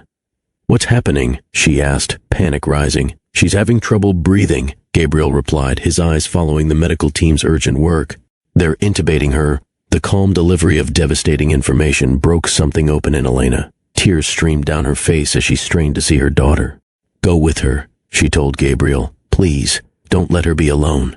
Without hesitation, he squeezed Elena's hand and followed the NICU team, his tall figure looking out of place among the medical professionals yet utterly determined in his purpose. As the surgical team completed Elena's procedure, her thoughts remained with her tiny daughter and the man who had started as a business partner but now stood watch over her child. Gabriel found himself in the controlled chaos of the neonatal intensive care unit, watching through glass as medical professionals worked over the tiniest human he had ever seen.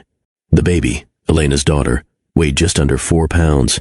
Her skin was nearly transparent, blue veins visible beneath. A ventilator breathed for her, the machine dwarfing her fragile form. A nurse approached, mistaking him for the biological father. "Would you like to see her once she's stabilized, Mr. Hawthorne?" He should have corrected the assumption, should have clarified his legal but not biological connection. Instead, he heard himself say, "Yes, please." Hours passed as Gabriel alternated between Elena's recovery room and the NICU observation area. He provided updates with careful precision, managing Elena's expectations while refusing to extinguish hope. "Her lungs are underdeveloped, but the surfactant therapy appears to be helping," he reported. Her oxygen saturation has improved by 4% in the last hour." Elena, still groggy from surgery and medication, clutched his hand. "Have you seen her? Really seen her?" "Briefly. She's very small. Is she beautiful?" The question caught Gabriel off guard. Beauty wasn't a metric he'd considered applying to the medical situation before him. Yet as he recalled the perfect miniature fingers, the determined set of the tiny mouth, something unfamiliar expanded in his chest. "Yes," he said simply. "She's beautiful." Once Elena stabilized, nurses helped transport her via wheelchair to the NICU. Gabriel stood slightly behind as she placed her hand through the port of the incubator, touching her daughter's arm for the first time. "Hello, little one," she whispered, tears flowing freely. "You're so brave already." Gabriel remained silent, an observer to this profound moment between mother and child. Yet when Elena needed to return to her room for medication and rest, he found himself unable to leave the NICU. "You can touch her," a nurse encouraged, noticing his vigil outside the glass. "It helps them feel secure." "I'm not," he began, then stopped. What wasn't he? Legally, he was this child's father. His name would appear on her birth certificate. In every official way, this fragile life was connected to him. Carefully, following the nurse's instruction, Gabriel sanitized his hands and approached the incubator. With hesitation born of fear rather than indifference, he slipped his hand through the porthole and extended one finger toward the baby's tiny palm. 5 perfect, miniature fingers reflexively curled around his single digit, gripping with surprising strength. The simple contact, skin to skin, sent an electric current through Gabriel's body, unlike anything he'd experienced. Something primitive and powerful awakened, a protective instinct so overwhelming it momentarily stole his breath. "She knows you're here," the nurse said softly. "They can sense presence, even this young." Gabriel stood frozen, afraid to move lest he disturb the fragile connection. The medical machinery continued its rhythmic functions, ventilator breathing, monitors beeping, IV drips maintaining fluids. Yet amid this technical array, something profoundly human was occurring. A security guard passing by the NICU window later reported an unusual sight to his colleague, the notorious ice prince of Hawthorne Industries, standing with tears streaming. Unchecked down his face, whispering promises to a premature infant who clung to his finger with improbable determination. When Elena next awoke, she found Gabriel sitting beside her bed, his appearance transformed by exhaustion and something deeper, an emotional rawness she'd never witnessed in him before. "The baby?" she asked immediately. "Stable for now. Her oxygen requirements have decreased slightly. They've started minimal enteral feeding with your expressed colostrum. The clinical update delivered in Gabriel's precise manner was contradicted by the emotion evident in his reddened eyes and uncharacteristically disheveled appearance. You haven't left, have you? Elena asked softly. I made arrangements for continuous observation during brief absences, he replied, not quite meeting her eyes. Elena reached for his hand, finding it ice cold. When did you last eat or sleep? Immaterial, Gabriel. He finally met her gaze. I can't leave her, he admitted, the simple confession revealing depths that months of cohabitation had never exposed. She's so small, Elena, so fragile, but she's fighting. Elena squeezed his hand.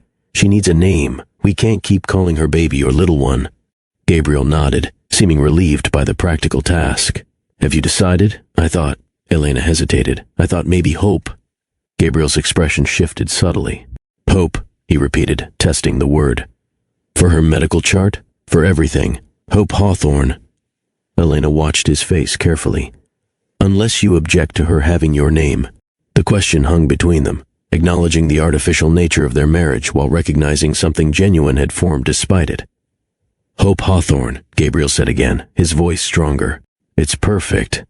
Later that day, when Elena was wheeled back to the NICU, she found a small nameplate had already been placed on the incubator, Hope Hawthorne. Beneath it, in smaller text, parents, Gabriel and Elena Hawthorne, the sight of their names linked together as parents, not as business partners or contractual spouses, brought fresh tears to Elena's eyes. Whatever arrangement had brought them together, Hope's arrival had transformed it into something neither had anticipated. Days blurred into nights as Elena and Gabriel established a new routine centered entirely around Hope's incubator. The NICU staff, initially formal and clinical, gradually warmed to the couple's constant presence. Most parents can't maintain this schedule, the charge nurse commented on their 5th consecutive day. It takes a toll. We're not most parents, Gabriel replied without elaboration. Elena was discharged after 3 days, but neither suggested returning to the penthouse. Gabriel secured a hotel suite near the hospital, though they used it only for brief showers and occasional naps. Their lives contracted to the NICU's rhythms, medical rounds, feeding schedules, hourly vital checks. Gabriel approached Hope's care with the same detailed attention he gave multi-billion-dollar acquisitions. He researched premature infant development extensively, questioned medical staff with precise inquiries, and maintained meticulous notes on every change in Hope's condition. What surprised the NICU staff, and Elena herself, was how this clinical approach existed alongside unexpected tenderness. Gabriel mastered kangaroo care techniques, holding Hope's tiny body against his chest for hours, her miniature form almost disappearing against his broad frame. He spoke to her constantly in a soft voice Elena had never heard him use, describing market trends and economic theories as though the premature infant might find them as fascinating as he did. You don't have to stay, Elena told him during their 2nd week of vigil. The company must need you. Gabriel looked up from where he sat beside the incubator, his finger gripped by Hope's tiny hand. Vera is handling immediate concerns. The board can wait. But your grandmother's condition, your 3-month requirement, has been satisfied, he finished. We're married. Hope carries my name. The legal requirements have been met. Elena studied him carefully. So you could walk away. Contract fulfilled. Something flickered across Gabriel's face. Perhaps hurt, perhaps understanding of why she would question his commitment. Rather than responding with words, he simply returned his attention to Hope, his fingers still captured in her grip. That night, when Elena woke from a brief nap in the NICU parent room, she found Gabriel still beside Hope's incubator. A nurse was showing him how to change the impossibly tiny diaper, his large hands moving with surprising gentleness under her guidance. Good, the nurse encouraged. You're a natural, Dad. The word dad hung in the air. Gabriel didn't correct her, didn't explain the arrangement, didn't clarify his legal but not biological connection. Instead, his face softened in a way Elena had never witnessed, vulnerability and pride mingling in equal measure. On Hope's 10th day, she was strong enough to breathe without ventilator support. On day 14, she maintained her temperature for 24 hours consecutively. Each small victory was celebrated with increasing optimism by the medical team. Yet Gabriel remained constantly vigilant, alert to every change in her monitors, every slight variation in her color or responsiveness. When doctors suggested he and Elena rest at the hotel, he refused politely but firmly. What are you afraid will happen if you leave? Elena asked gently, recognizing the fear beneath his stoic exterior. Gabriel's voice, when he finally answered, contained none of his usual confidence. That she won't know I came back. The simple admission, raw with emotion he'd denied for decades, revealed how completely his walls had crumbled. This man who had married a stranger to secure his company now could not bear to have a premature infant question his devotion, even for a night. Elena reached for his hand. She knows you, Gabriel. Babies recognize voices, heartbeats, even the way someone holds them. Hope knows exactly who you are. And who am I to her? He asked, the question laden with meaning beyond biology. Elena looked at Hope, then back at the man who had transformed from reluctant contract husband to devoted presence. You're her father, in every way that matters. If this story is touching your heart, take a moment now to hit the like button and subscribe to Mr. Ross Story Trail. Your support helps us continue sharing these powerful narratives of unexpected connection and transformation. I'm curious. Have you ever experienced a moment that completely changed your perspective on life? Maybe it was meeting someone special, welcoming a child, overcoming a challenge, or facing an unexpected situation that transformed your priorities. These pivotal moments often reveal parts of ourselves we never knew existed. Share your life-changing experience in the comments below. What unexpected event reshaped your understanding of what truly matters? How did it transform your values or relationships? Now, let's return to our story as Hope continues her fight in the NICU, and Gabriel and Elena navigate the unexpected emotions, transforming their arrangement into something neither could have anticipated. 3 weeks after Hope's premature arrival, the neonatal specialists began discussing the possibility of discharge. Though still significantly smaller than full-term infants, Hope had demonstrated remarkable progress, breathing independently, maintaining her temperature, and feeding with increasing strength. She's quite the fighter, Dr. Rivera, the lead neonatologist, told Gabriel and Elena during morning rounds. Most 32-weekers don't progress this rapidly. Gabriel, who had absorbed volumes of medical research on premature development, nodded thoughtfully. Her oxygen saturation levels have consistently exceeded expectations, and her weight gain curve is stabilized at the upper percentile for her gestational age. Dr. Rivera smiled, accustomed to Gabriel's precise knowledge of Hope's metrics. Exactly. If this trajectory continues, we could consider home care within 2 weeks. After the doctor moved on, Elena studied Gabriel's expression, a mixture of excitement and apprehension that would have been unrecognizable on the man she'd first met months ago. 2 weeks, she said softly. We should prepare the penthouse. Gabriel was already making notes on his tablet. I've researched specialized monitoring systems for premature infants. The nursery will need humidity controls, air purification, and monitoring cameras with oxygen level sensors. Gabriel, Elena interrupted gently. Millions of premature babies thrive without converting their homes into hospital replicas. He looked up, momentarily confused by her resistance to what seemed like obvious precautions. Hope deserves optimal conditions. Hope deserves normalcy too. A balance between necessary monitoring and a typical home environment. Gabriel's brow furrowed as he processed this perspective. I'll adjust the specifications. That evening, while Elena rested in the parent room, Gabriel maintained his usual position beside Hope's incubator. The NICU staff had grown accustomed to his constant presence. The Billionaire CEO who arrived each morning with coffee for the nursing team and remembered details about their families and schedules. Kangaroo time? Nurse May offered, approaching with a privacy screen. Gabriel nodded, setting aside his tablet and carefully washing his hands before accepting the tiny bundle against his chest. Hope, now weighing just over 5 pounds, nestled against him with familiar ease. There you are, he murmured as she settled. Right where you belong. For an hour, Gabriel sat motionless, except for the gentle stroking of his finger along Hope's back. He spoke to her in low tones about everything and nothing. Stock market fluctuations, the engineering marvel of the Brooklyn Bridge, memories of sailing as a child.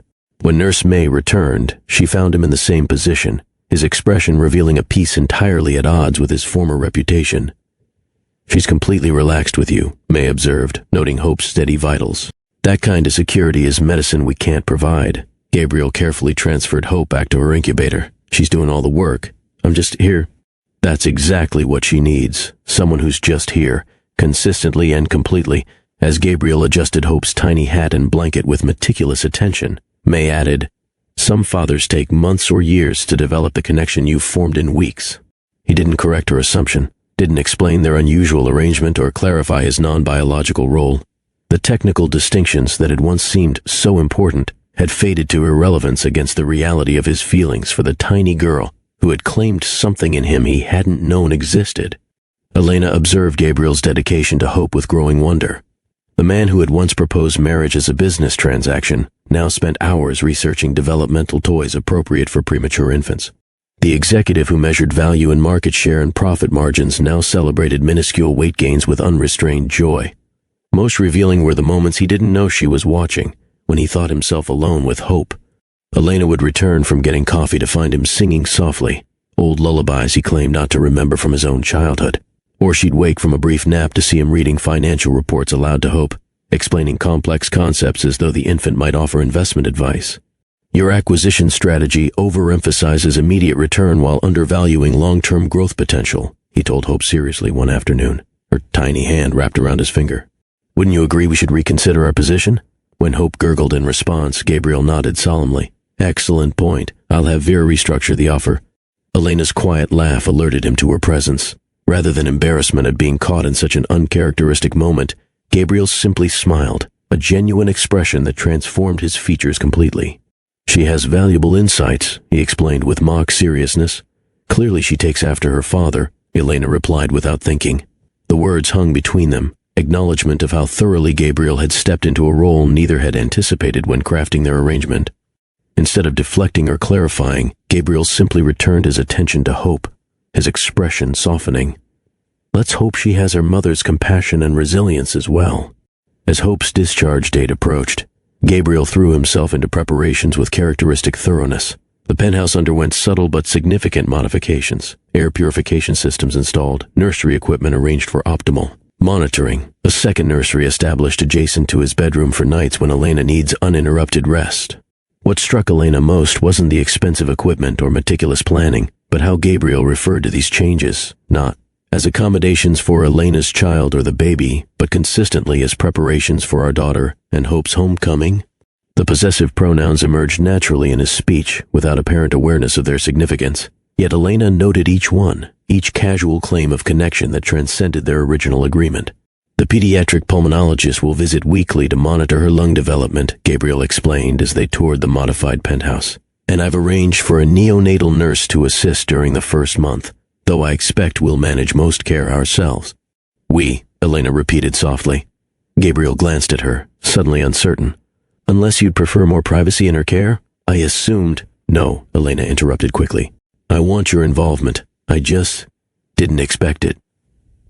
His expression shifted to genuine confusion. How could I not be involved with Hope? The simple question revealed how completely his perspective had transformed. What had begun as a marriage of convenience had evolved into authentic family bonds, at least between Gabriel and Hope. Where Elena fit in this equation remained less certain.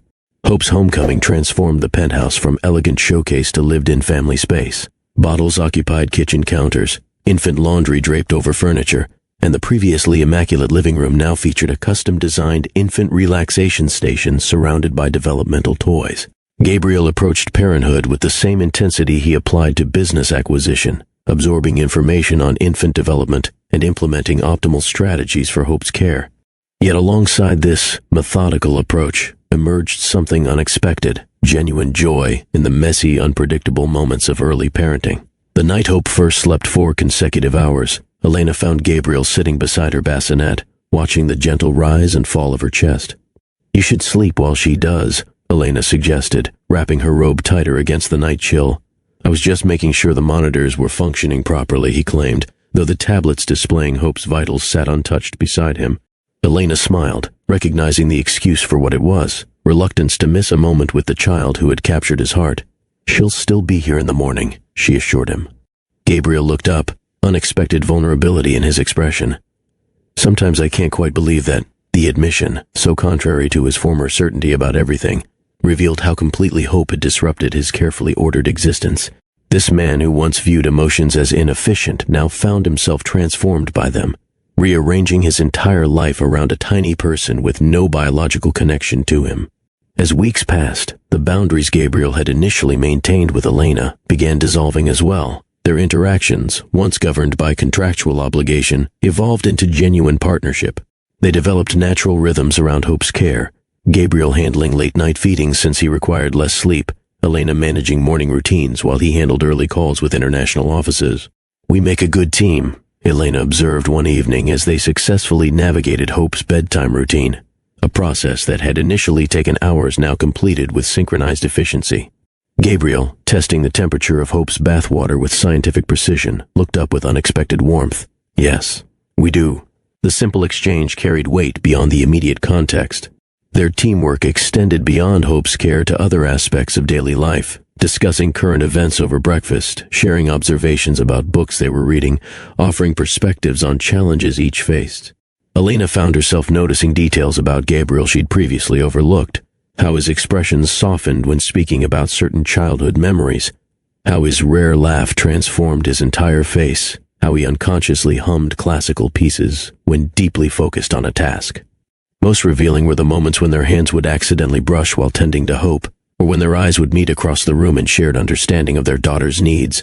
Each small connection generated a warmth that lingered, building into something neither had included in their original calculations.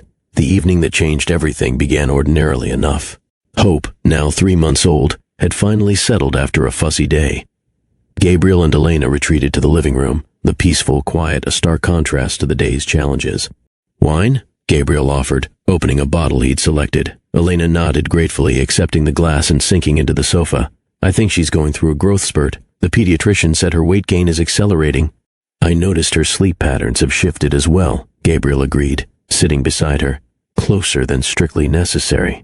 They discussed Hope's development, then drifted to other topics. A documentary Elena had watched during an afternoon feeding session, a renewable energy project Gabriel was considering for Hawthorne Industries. As the conversation flowed with unexpected ease, Elena realized how much had changed since their first stilted interactions. The man beside her bore little resemblance to the cold businessman who had proposed marriage as a solution to his inheritance problem. "You're smiling," Gabriel observed. "I was just thinking about our first meeting, how different things are now." Gabriel's expression grew thoughtful as he set down his wine glass. "I've been meaning to discuss our arrangement." Elena tensed slightly, uncertain where this might lead. "What about it? The original terms seem increasingly inadequate." "In what way?" Gabriel chose his words carefully. The precision that characterized his business dealings now applied to this delicate conversation. "When we established our agreement, we outlined clear boundaries and expectations. 2 years together, followed by dissolution and financial settlement." Elena nodded, her heart beating faster. "That was our deal. The parameters failed to account for certain variables, such as..." Gabriel met her gaze directly. "Hope, primarily. But not exclusively." The implication hung between them, neither quite willing to name the shifting dynamic that extended beyond their shared care for Hope. "Gabriel," Elena began cautiously, "what exactly are you saying?" He stood, moving to the windows overlooking the city lights, a position that allowed him to organize his thoughts without the distraction of her proximity. "I'm saying that somewhere along the way this stopped being an arrangement for me." His voice carried uncharacteristic uncertainty. "I find myself invested in ways I hadn't anticipated." Elena remained silent, allowing him space to continue. "When we married, I viewed our relationship as transactional, mutually beneficial but fundamentally impersonal." He turned to face her. "I no longer see it that way." "How do you see it?" Elena asked softly. Gabriel moved closer, his customary confidence momentarily absent. "I see a family, not one I planned or expected, but one I've come to need." The admission, from a man who had built his identity on needing nothing and no one, carried profound weight. "Hope has changed everything," Elena acknowledged carefully. "Not just Hope." Gabriel sat beside her again, closer still. "You've changed everything too, Elena. The way you approach challenges, your perspective on situations I dismissed or oversimplified, your capacity for growth without bitterness." His hand moved hesitantly toward hers, the gesture tentative in a way his business dealings never were. "I never expected to care about you, about Hope, but I do." His voice lowered, vulnerability evident in every word. "I'm saying I think I'm falling in love with my wife." The confession hung in the air between them, transforming the space they shared. Elena's mind raced, processing implications that extended far beyond their present moment. "Gabriel," she began carefully, "we need to be certain about what's happening here. Hope has created an emotional connection that might be influencing your feelings." "I've considered that possibility," he replied with characteristic analytical thoroughness. "It would be the rational explanation. Proximity creating artificial attachment, shared responsibility generating simulated intimacy. And I've concluded that while Hope catalyzed certain realizations, my feelings for you exist independently of our shared connection to her." Elena studied his face, searching for any hint of the calculation that had characterized their initial arrangement. Finding none, she still hesitated.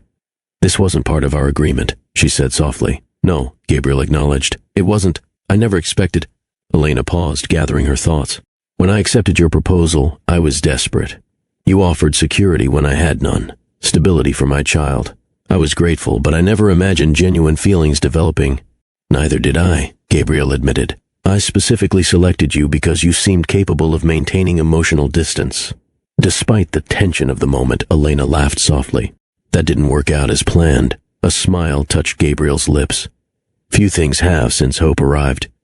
Elena's expression grew serious again. "I need you to understand something important. If I allow myself to feel what's developing between us, if we change our arrangement into something real, there's no going back for me. I won't accept anything partial or temporary for myself or for Hope." "I wouldn't offer anything less," Gabriel replied, his voice steady with newfound certainty. "You say that now, but your entire life has been structured around avoiding exactly this kind of emotional investment." Gabriel considered her words, recognizing their truth. "Yes, since losing my parents, I've built walls against potential loss. It seemed efficient. And now I understand what my mother meant when she said safety and living aren't the same thing." His hand finally covered hers, warm and certain. "I can't promise perfection, Elena. I'll make mistakes. I'll revert to old patterns under stress. But I can promise effort, commitment, growth." Elena felt tears threatening as the full weight of his words registered. This man who had married her for convenience now offered something she'd never anticipated. Genuine love, not just for her daughter, but for her. Yet doubt lingered, born from experience rather than distrust of Gabriel specifically. "I need time," she whispered. "This changes everything." Gabriel nodded, respecting her hesitation rather than pressing for immediate resolution. "Take whatever time you need. I'm not going anywhere." As Elena retreated to her room that night, her emotions churned with conflicting currents, hope mingled with fear, possibility shadowed by past disappointment. Through her open door, she could hear Gabriel in Hope's nursery, his deep voice reading a bedtime story with genuine tenderness. This was the paradox she now faced. The man who had once viewed marriage as a business transaction had become a devoted father to her child, and potentially much more in her life. The question wasn't whether Gabriel's feelings were genuine. His transformation had proved itself in countless ways over the past months. The real question was whether Elena could trust her own heart enough to accept what he offered, knowing that this time, far more than security was at stake. After 6 weeks in the NICU, the day finally arrived to bring Hope home. The discharge process felt simultaneously endless and rushed. Final instructions from specialists, paperwork completion last minute, checks of vital signs, and the ceremonial wheelchair journey to the hospital entrance where Gabriel's car waited. She seemed so small for the car seat, Elena worried as they carefully secured Hope in the specially designed preemie restraint system. "The pediatric safety engineer assured me this model provides optimal protection for infants under 6 pounds, Gabriel replied, though his own careful triple checking of the straps revealed shared concern beneath his confident words.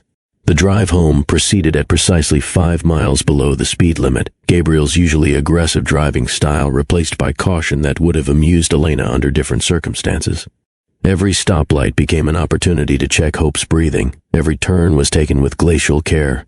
When they finally reached the penthouse, the elevator ride felt momentous, their first ascent as a complete family unit rather than hospital visitors or expectant parents.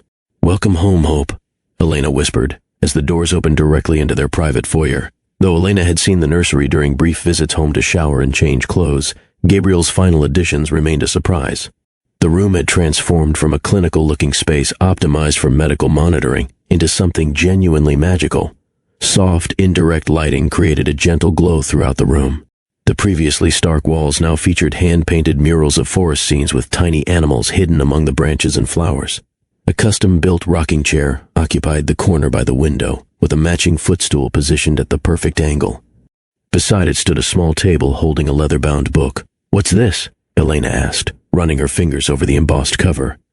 "Hope's story," Gabriel explained, sudden uncertainty in his voice. "I had it made to record her journey. It begins with your strength during pregnancy, continues through her early arrival, and has blank pages for future chapters." Elena opened the book to find not just words but photographs, herself in profile during the later stages of pregnancy, Hope.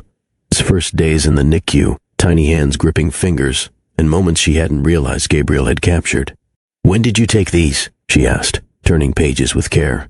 Whenever something seemed important to remember, his simple explanation carried deeper meaning, acknowledgement that memories mattered beyond metrics and measurements.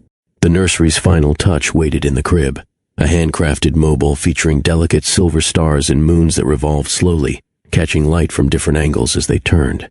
It reminded me of something my mother once said, Gabriel explained as Elena admired the craftsmanship. That we're all made of stardust, connected to everything that exists or ever will exist. The sentiment, so unlike Gabriel's usual pragmatism, revealed how completely hope had transformed his worldview. As they settled their daughter into her crib for the first time, their hands brushed together over her tiny form. Neither pulled away, the shared moment of accomplishment and wonder creating a bridge between their separate experiences of the previous months. "We did it," Elena whispered, watching Hope's peaceful sleep. "We brought her home." Gabriel's fingers interlaced with hers, the gesture natural and unplanned. "No, you did it. I just followed your lead." The humble acknowledgement from a man who had built his identity on leading rather than following marked yet another evolution in their relationship, one based on genuine respect rather than contractual obligation. Beatrice Hawthorne arrived 1 week after Hope's homecoming, her driver carrying elaborate gifts, while her personal assistant managed her schedule to ensure a full afternoon with her new great-granddaughter. "There she is," Beatrice exclaimed softly as Elena carried Hope from the nursery. "May I hold her?" The elderly woman settled into the rocking chair with practiced ease, cradling Hope with the confidence of someone who had held many babies throughout her lifetime. Hope, usually fussy with strangers, settled contentedly in Beatrice's arms. "She has your eyes," Beatrice commented, looking between Gabriel and the baby. Elena tensed automatically, waiting for Gabriel to correct his grandmother, to clarify that Hope wasn't biologically his. The explanation seemed necessary, not just for honesty, but to maintain the temporary nature of their arrangement. Instead, Gabriel smiled with genuine pride. "She's perfect, isn't she?" Beatrice studied Hope's features with the careful attention grandmothers have applied to babies throughout history. Strong chin, definitely a Hawthorne trait, and those long fingers. "Gabriel, she'll play piano like you did." Each biological connection Beatrice identified was coincidental, yet Gabriel accepted each observation with quiet pleasure rather than correction. When Hope gripped his finger during the visit, Beatrice nodded knowingly. "Father and daughter already inseparable, just as you were with your father." Throughout the visit, Gabriel maintained the gentle fiction that Hope was his biological child, not through direct claims, but through comfortable silence in the face of Beatrice's assumptions. His hand remained at the small of Elena's back during tea, his attention divided equally between his grandmother and the infant sleeping nearby. After Beatrice departed with promises to return soon, Elena confronted him in the kitchen as they prepared dinner. "Why didn't you tell her Hope isn't biologically yours?" Gabriel considered the question while slicing vegetables with characteristic precision. "Would it have changed how she feels about Hope?" "That's not the point. It's about honesty." He set down the knife, giving Elena his full attention. "Biology doesn't make a family. Love does, and I love her." He paused meaningfully. "Just as I love her mother." Elena's heart quickened at the repeated confession, words she'd been processing since he first spoke them days earlier. "This isn't what we agreed to," she reminded him gently. "No," he acknowledged with unexpected warmth. "It's much better." The transition happened gradually, authentic intimacy emerging through accumulated moments rather than dramatic declarations. After Gabriel's confession of feelings, Elena had requested time, space to consider what a real relationship might mean beyond their contractual beginning. Gabriel respected her need for deliberation, maintaining supportive presence without pressure. They continued their partnership in Hope's care, their conversations extending beyond immediate needs to deeper topics, dreams they'd set aside, challenges that had shaped them, perspectives formed through different life experiences. The evening that changed everything began ordinarily. Hope had finally settled after a difficult day of gas pain and fussiness. Gabriel and Elena retreated to the balcony with mugs of tea, the spring air mild enough for comfort. "She's getting stronger every day," Elena observed, watching the city lights flicker beneath them. "Dr. Chen says she's catching up to her actual age milestones." Gabriel nodded, his profile thoughtful in the dim lighting. "Her determination reminds me of someone else I know." The compliment, delivered without flattery or agenda, warmed Elena more than the tea in her hands. These moments of genuine appreciation had multiplied recently, revealing Gabriel's growing ability to express emotion without clinical detachment. "I've been thinking about your proposal," Elena said finally, setting down her mug. Gabriel turned toward her, careful neutrality masking whatever he might be feeling. Which one? The business arrangement or the more recent suggestion? The one where you mentioned falling in love with your wife.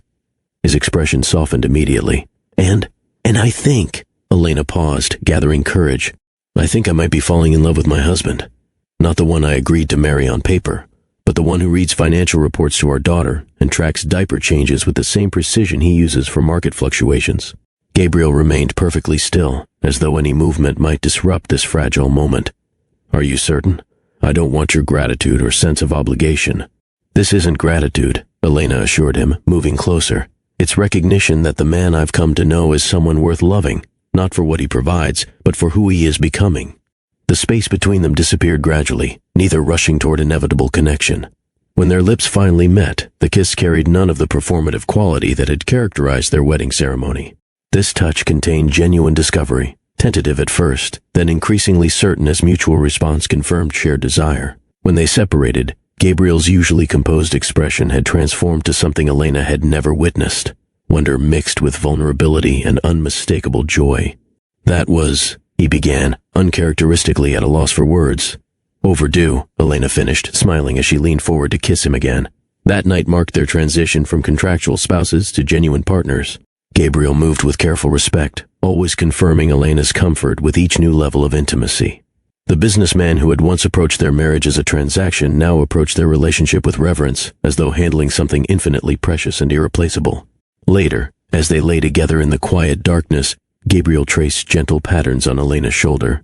I never expected this, he admitted. When I proposed our arrangement, I thought I was solving a problem. And instead I found what I never knew I was missing. The following months brought continued evolution as their improvised family structure strengthened into something genuine. Gabriel formally adopted Hope when she turned 6 months old, a legal acknowledgement of the bond that had existed since her first days. It changes nothing practically, he explained as they left the courthouse, official documents in hand. But I wanted to remove any question about my commitment to both of you. Daily life settled into rhythms that balanced individual needs with family connections. Gabriel maintained leadership at Hawthorne Industries but established firm boundaries around his time. No meetings during Hope's evening routine, no work calls during family dinners, weekends protected for outings to parks and museums. Elena returned to her environmental finance work part-time, Gabriel having connected her with Hawthorne's sustainability division where her expertise proved invaluable. Her contribution to the company's green investment strategy earned recognition beyond her connection to the CEO, colleagues quickly learning to value her insights rather than her marital status. At home, their relationship deepened through both significant moments and mundane routines. They discovered each other's preferences and peculiarities, Gabriel's unexpected dislike of cinnamon, Elena's habit of reading the endings of books first, shared enjoyment of documentary films about obscure historical events. Most revealing were the ways they naturally compensated for each other's limitations. Gabriel's tendency toward emotional restraint, balanced by Elena's expressive warmth. Her occasional self-doubt counteracted by his absolute confidence in her abilities. His meticulous planning complemented by her comfort with spontaneity. Hope thrived within this environment of genuine connection, her developmental milestones celebrated with joint enthusiasm. Her first intentional smile, directed at Gabriel during a diaper change, reduced the powerful CEO to speechless joy. Her first attempts at crawling prompted child-proofing with engineering-level precision throughout the penthouse. On quiet evenings, they often found themselves simply observing their daughter, her determined focus when grasping toys, her delighted discovery of her own feet, her distinct personality emerging through preferences and expressions. I never understood my parents' fascination with watching me do ordinary things, Gabriel admitted one night, as Hope practiced sitting independently. It seemed inefficient use of attention. Elena leaned against his shoulder, their physical affection now natural rather than calculated. And now I understand there's nothing ordinary about watching a person become themselves. The observation, so contrary to his former value system based on measurable outcomes, demonstrated how completely Gabriel had transformed. The man who once viewed relationships as distractions now centered his life around the connections he shared with Elena and Hope. Their family wasn't created through traditional paths or biological necessity. It formed through choice, commitment, and the daily decision to build something authentic from a beginning that had been anything but. What had started as a cold business arrangement had evolved into the most genuine relationship either had experienced, a family built on understanding, respect, and love that grew stronger with each passing day.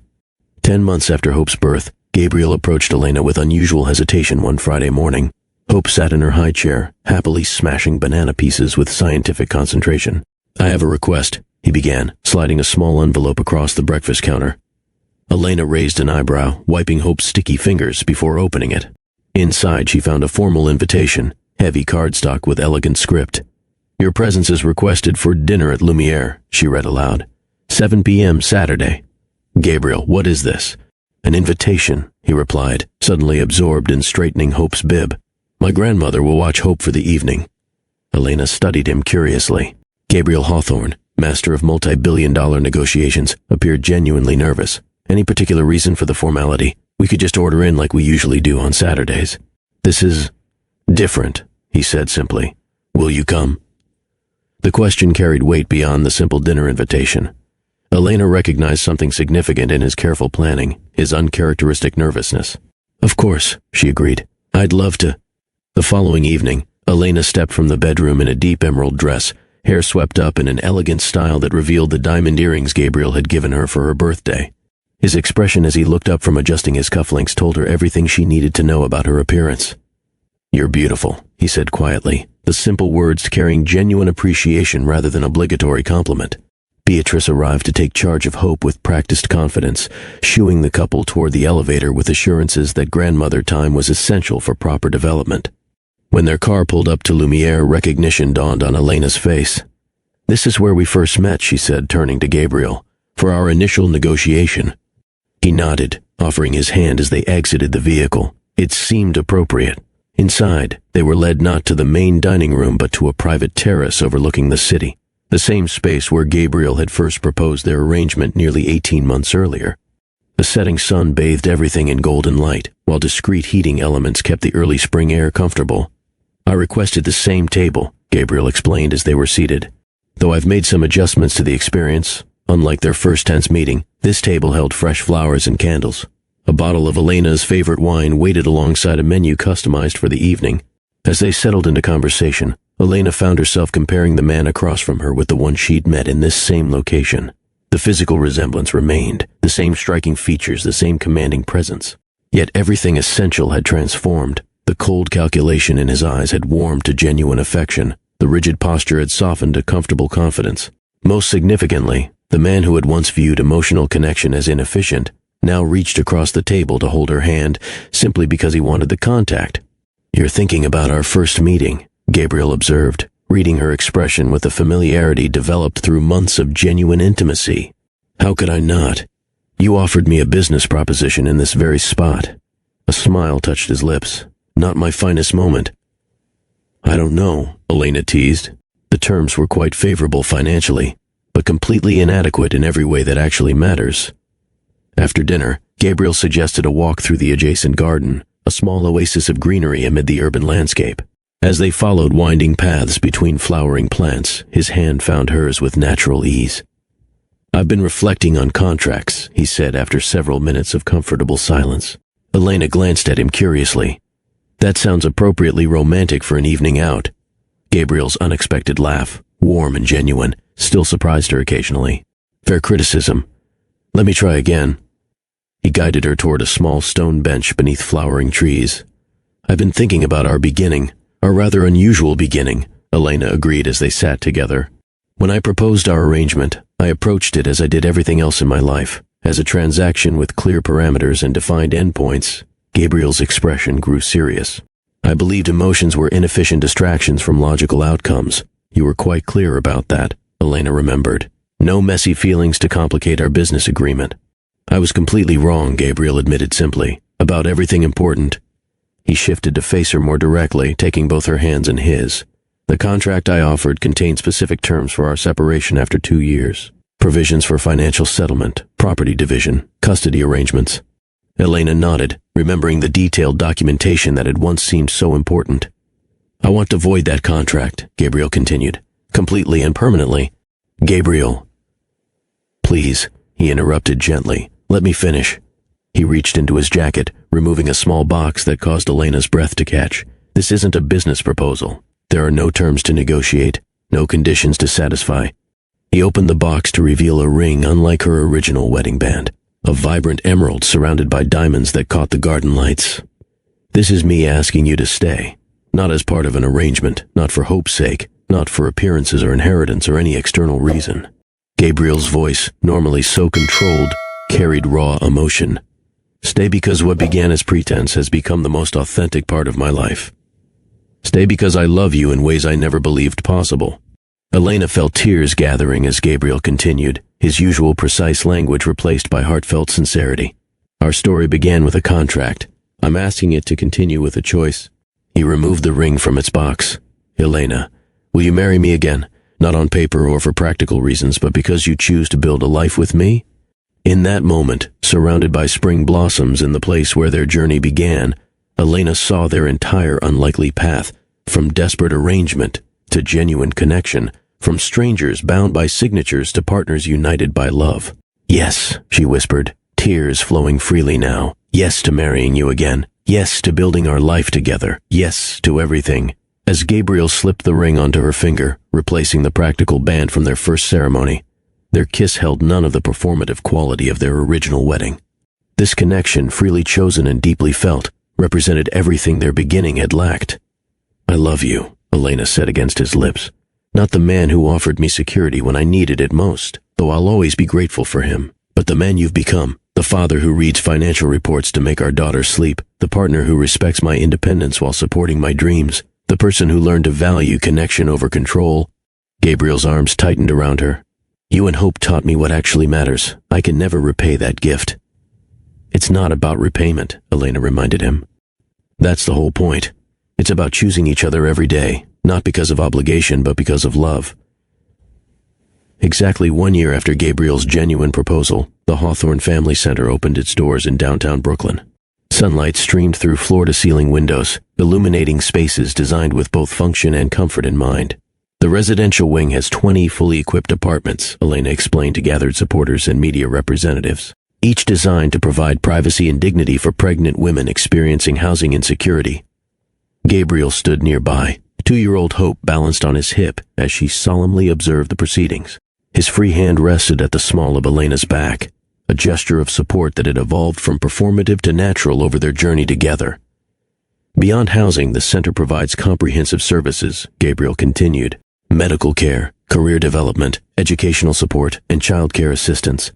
Our goal is addressing immediate needs while building sustainable paths forward. What went unspoken during the formal presentation was the personal significance behind the project. This center represented the intersection of their separate journeys. Elena's experience with housing insecurity during pregnancy, and Gabriel's transformation from profit-focused executive to socially conscious leader. The code playground equipment arrives next week, Elena mentioned, as they conducted a private tour for Beatrice after the main event. And the rooftop garden will be planted this spring? Beatrice observed her grandson with quiet satisfaction. The change in him went beyond softened expressions or casual attire at family functions. His entire orientation to the world had shifted, success now measured in meaningful impact rather than market dominance. Your parents would be proud, she told Gabriel softly. Especially your mother. As Hope squirmed to be put down, Gabriel set her carefully on her feet, watching with patient attention as she toddled toward a colorful mural depicting a family of elephants. I hope so, he replied, his expression thoughtful. I think I finally understand what she tried to teach me about values that matter. That evening, after Hope had been tucked into bed with her favorite stories and stuffed animals, Elena and Gabriel retreated to their balcony. The spring air carried promise of warmer days ahead as they settled into comfortable silence. I was thinking about the day we met, Elena said finally. How desperate I felt, how your offer seemed simultaneously salvation and surrender. Gabriel nodded, understanding exactly which day she meant, not their first meeting at Lumiere, but the actual beginning of their connection. The security guards were about to escort you out, he remembered. You looked directly at me instead of at the ground. That's what caught my attention. I was terrified, Elena admitted, but determined not to show it. Gabriel's hand found hers, fingers interlacing with familiar comfort. You never showed fear, even when facing impossible choices. Neither did you, Elena pointed out. Though your impossible choice was different, vulnerability versus control. They sat quietly, reflecting on the unlikely path that had brought them to this moment, a journey neither could have predicted nor planned. If someone had described our future that day, Gabriel mused, I would have considered them delusional. Elena laughed softly. A cold billionaire and a homeless pregnant woman building a genuine family? Definitely sounds implausible. Yet here we are. Those three simple words encompassed everything. Their improbable beginning, their challenging journey, and their choice to build something authentic from circumstances that had initially been anything but. Here we are, Elena agreed, leaning against his shoulder. Exactly where we're supposed to be. Friends, thank you for joining me for this extraordinary journey of transformation and unexpected love. If this story touched your heart or reminded you that life's greatest blessings often arrive in unexpected packages, please take a moment to like this video and subscribe to Mr. Ross Story Trail. Your support means everything to our channel's growth, and your comments help us create more meaningful content that resonates with your experiences. What part of Gabriel and Elena's journey moved you most? Did their story remind you of unexpected connections in your own life? Remember, the most beautiful stories often begin in the most unlikely circumstances. Sometimes, what looks like an ending is actually just the beginning of something wonderful. Until our next story together, this is Mr. Ross, reminding you that every life contains chapters worth sharing. As our story of Gabriel and Elena comes to a close, we're left with profound questions about the nature of genuine wealth. What truly enriches a human life? Is it measured in financial statements and property holdings, or in moments of connection that transform us from within? Gabriel Hawthorne began with everything society traditionally values: financial empire, prestigious name, unquestioned authority. Yet beneath this apparent abundance lay a profound poverty of spirit. His carefully constructed walls protected him from pain, but also prevented authentic joy. His meticulous control created predictability, but eliminated the beautiful chaos from which genuine growth emerges. True wealth arrived not when he secured his inheritance or expanded his corporate influence, but in moments society might consider ordinary, a premature infant gripping his finger with improbable strength, a woman choosing to see beyond his defenses, the gradual discovery that vulnerability requires greater courage than control ever did. The richest moments in life rarely appear on balance sheets.